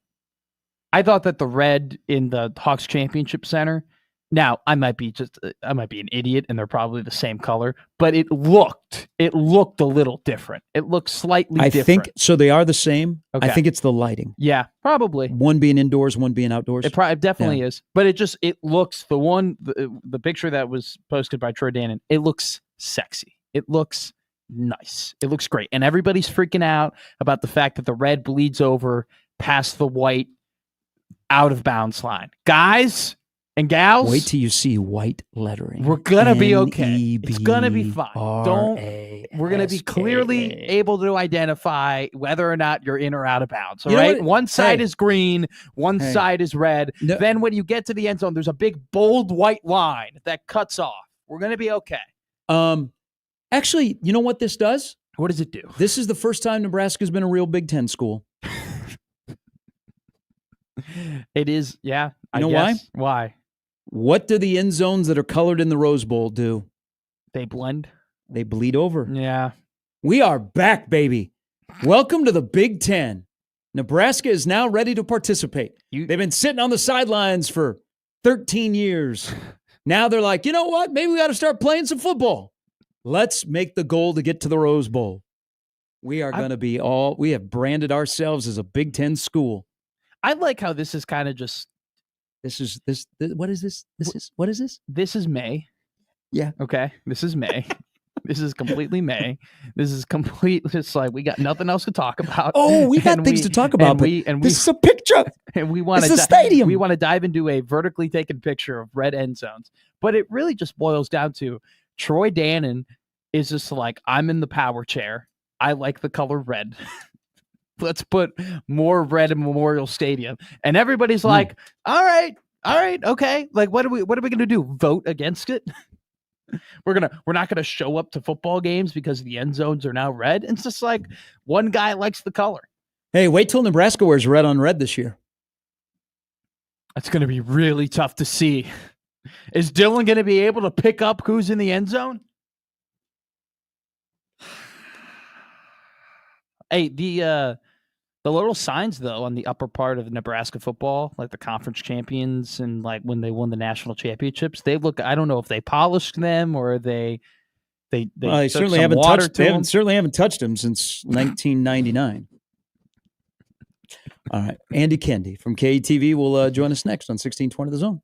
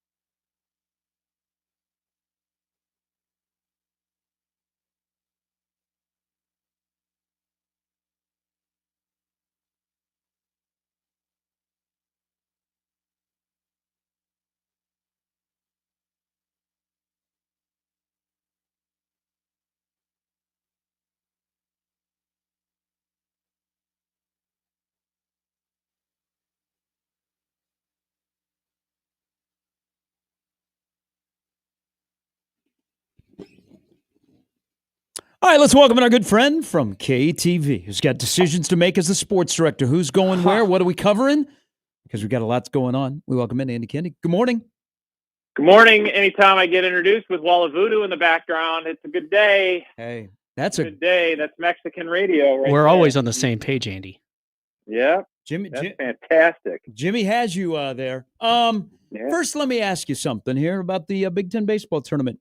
So they gave Nebraska for the second straight year the trophy. Should it include Wisconsin? Well, yeah, of course it should. They canceled that program when I was a senior in college. It was devastating to that community. But, they had to make tough decisions at that time. And the AD at the time, Pat Richter, was a former baseball player himself. And to get up to speed with Title IX and looking forward, they had cut the programs, and baseball was one of the casualties. It was an interesting deal. Wisconsin, it was tough to play home games, obviously. It's no surprise there. And they dropped baseball and then added softball. And I think it's worked out okay for Wisconsin as an athletic department. But I know that there is still some people who really do miss the baseball program. They actually built the current softball diamond, the Goodman Diamond. Goodman is a jeweler. How about that for a tie-in? Goodman is a local jeweler in Madison, and they called it the Goodman Diamond. Is that not perfect? But and they built it basically in center field of where the old baseball field was. So, it's a tough deal. And, that was, dating myself here, 34, 35 years ago. But, it is one of the unfortunate stories in the Big Ten that, it's part of the deal. And I mean, I know the weather is different, but the Northwoods League team in Madison does great. Oh, they do real well. And you know what? Honestly, there's some decent college players who have to go elsewhere. Sure. The only Division I program in the state is over in Milwaukee at UW Milwaukee. And they produce some high quality baseball players. They just have to play out of state if they want to play at a high level. But yeah, they've got Northwoods teams there. They've got a Midwest League team in Beloit, and I think they still have one in the Fox Cities, which is Appleton, right south of Green Bay.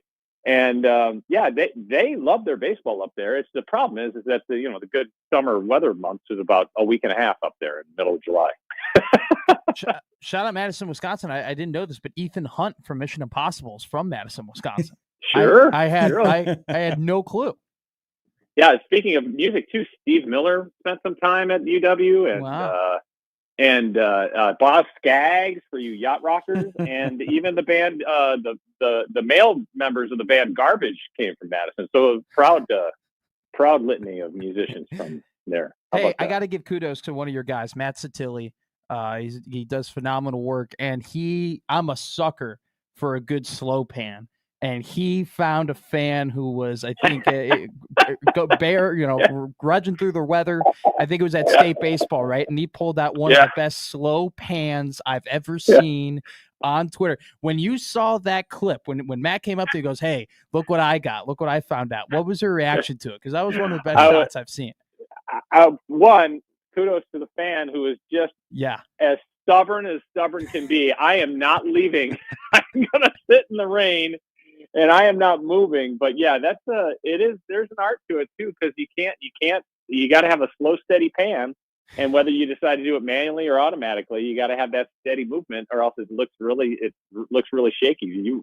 For him to get that shot, oh my goodness. And, state baseball, for whatever reason, in that state tournament is a difficult format. I understand why they do it the way they do it. But, oh, my goodness, it just feels like it kind of got lost in the shuffle given the timing of everything else going on with state soccer finals and with elimination games, and then state track and field, which got spread out over 4 days again this year. And then they play the finals on a Friday, and then they have weather issues, and then the final in the Class A gets played. They start about 9:45 that night, 9:30. I mean, kudos to them to get it in. But, man, it just didn't seem like the baseball got the love that they normally get and deserve, and that's unfortunate. But, that fan out at Warner Park, that person wasn't budging no matter what, and they waited out the rain, no question. Let's give some love to Creighton, who is one of the hottest teams in the country. Are we to assume now, after watching what the committee did with the Big East, that if Creighton, and they're 41-14, if they would have lost twice to UConn on Saturday, they would have been sitting at home right now? I think you have to assume that, especially after knowing what we know, right? I mean, I believe UConn and Xavier's RPI was higher than Creighton, and they don't get in. And so, I talked to Ed about a week before the Big East tournament, and I said, Ed, your RPI is, in the 50s or low 50s. I mean, there's been teams before that's gotten in higher than that. He said, there is no way we are going to take our chances with not winning the tournament. We have to assume that if we don't win the tournament, we're not getting in. And obviously he knows something, because that's exactly what happened. But to the point, he was very disappointed when listening to his comments yesterday that Xavier and UConn didn't get in. And he said, I think the quote was, if UConn isn't a top 64 team in the country, then I don't know a thing about baseball. And that's coming from a lifer. Wow. And so I think he knows that UConn kind of got screwed there, and not even kind of. I think they did get screwed. And, the committee has to make some tough decisions. Kudos to Matt Schick for kind of pressing the Division I director of the committee there, asking specifically about UConn, saying, and, the head of the committee was just saying, basically, it's not team versus team, it's team versus the body of work. And yeah, UConn had a nice run at the end of the season, but look at who they played. Well, I mean, in conference play, you can control only what you can control, but yet they did have a decent strength of schedule in terms of who they played outside, in terms of like quality opponents. Yeah, they played some directional schools throughout the year, but they had some quality contests during the season outside of the Big East. I don't know. It's just, for the Northern teams, they're in a tough spot, especially Big East teams. But you guys watch enough Big East baseball. Is a UConn or a Xavier that far below, Oregon or USC, or take your pick? I'm not so sure. I think the line is pretty slim there, and so to pick 64.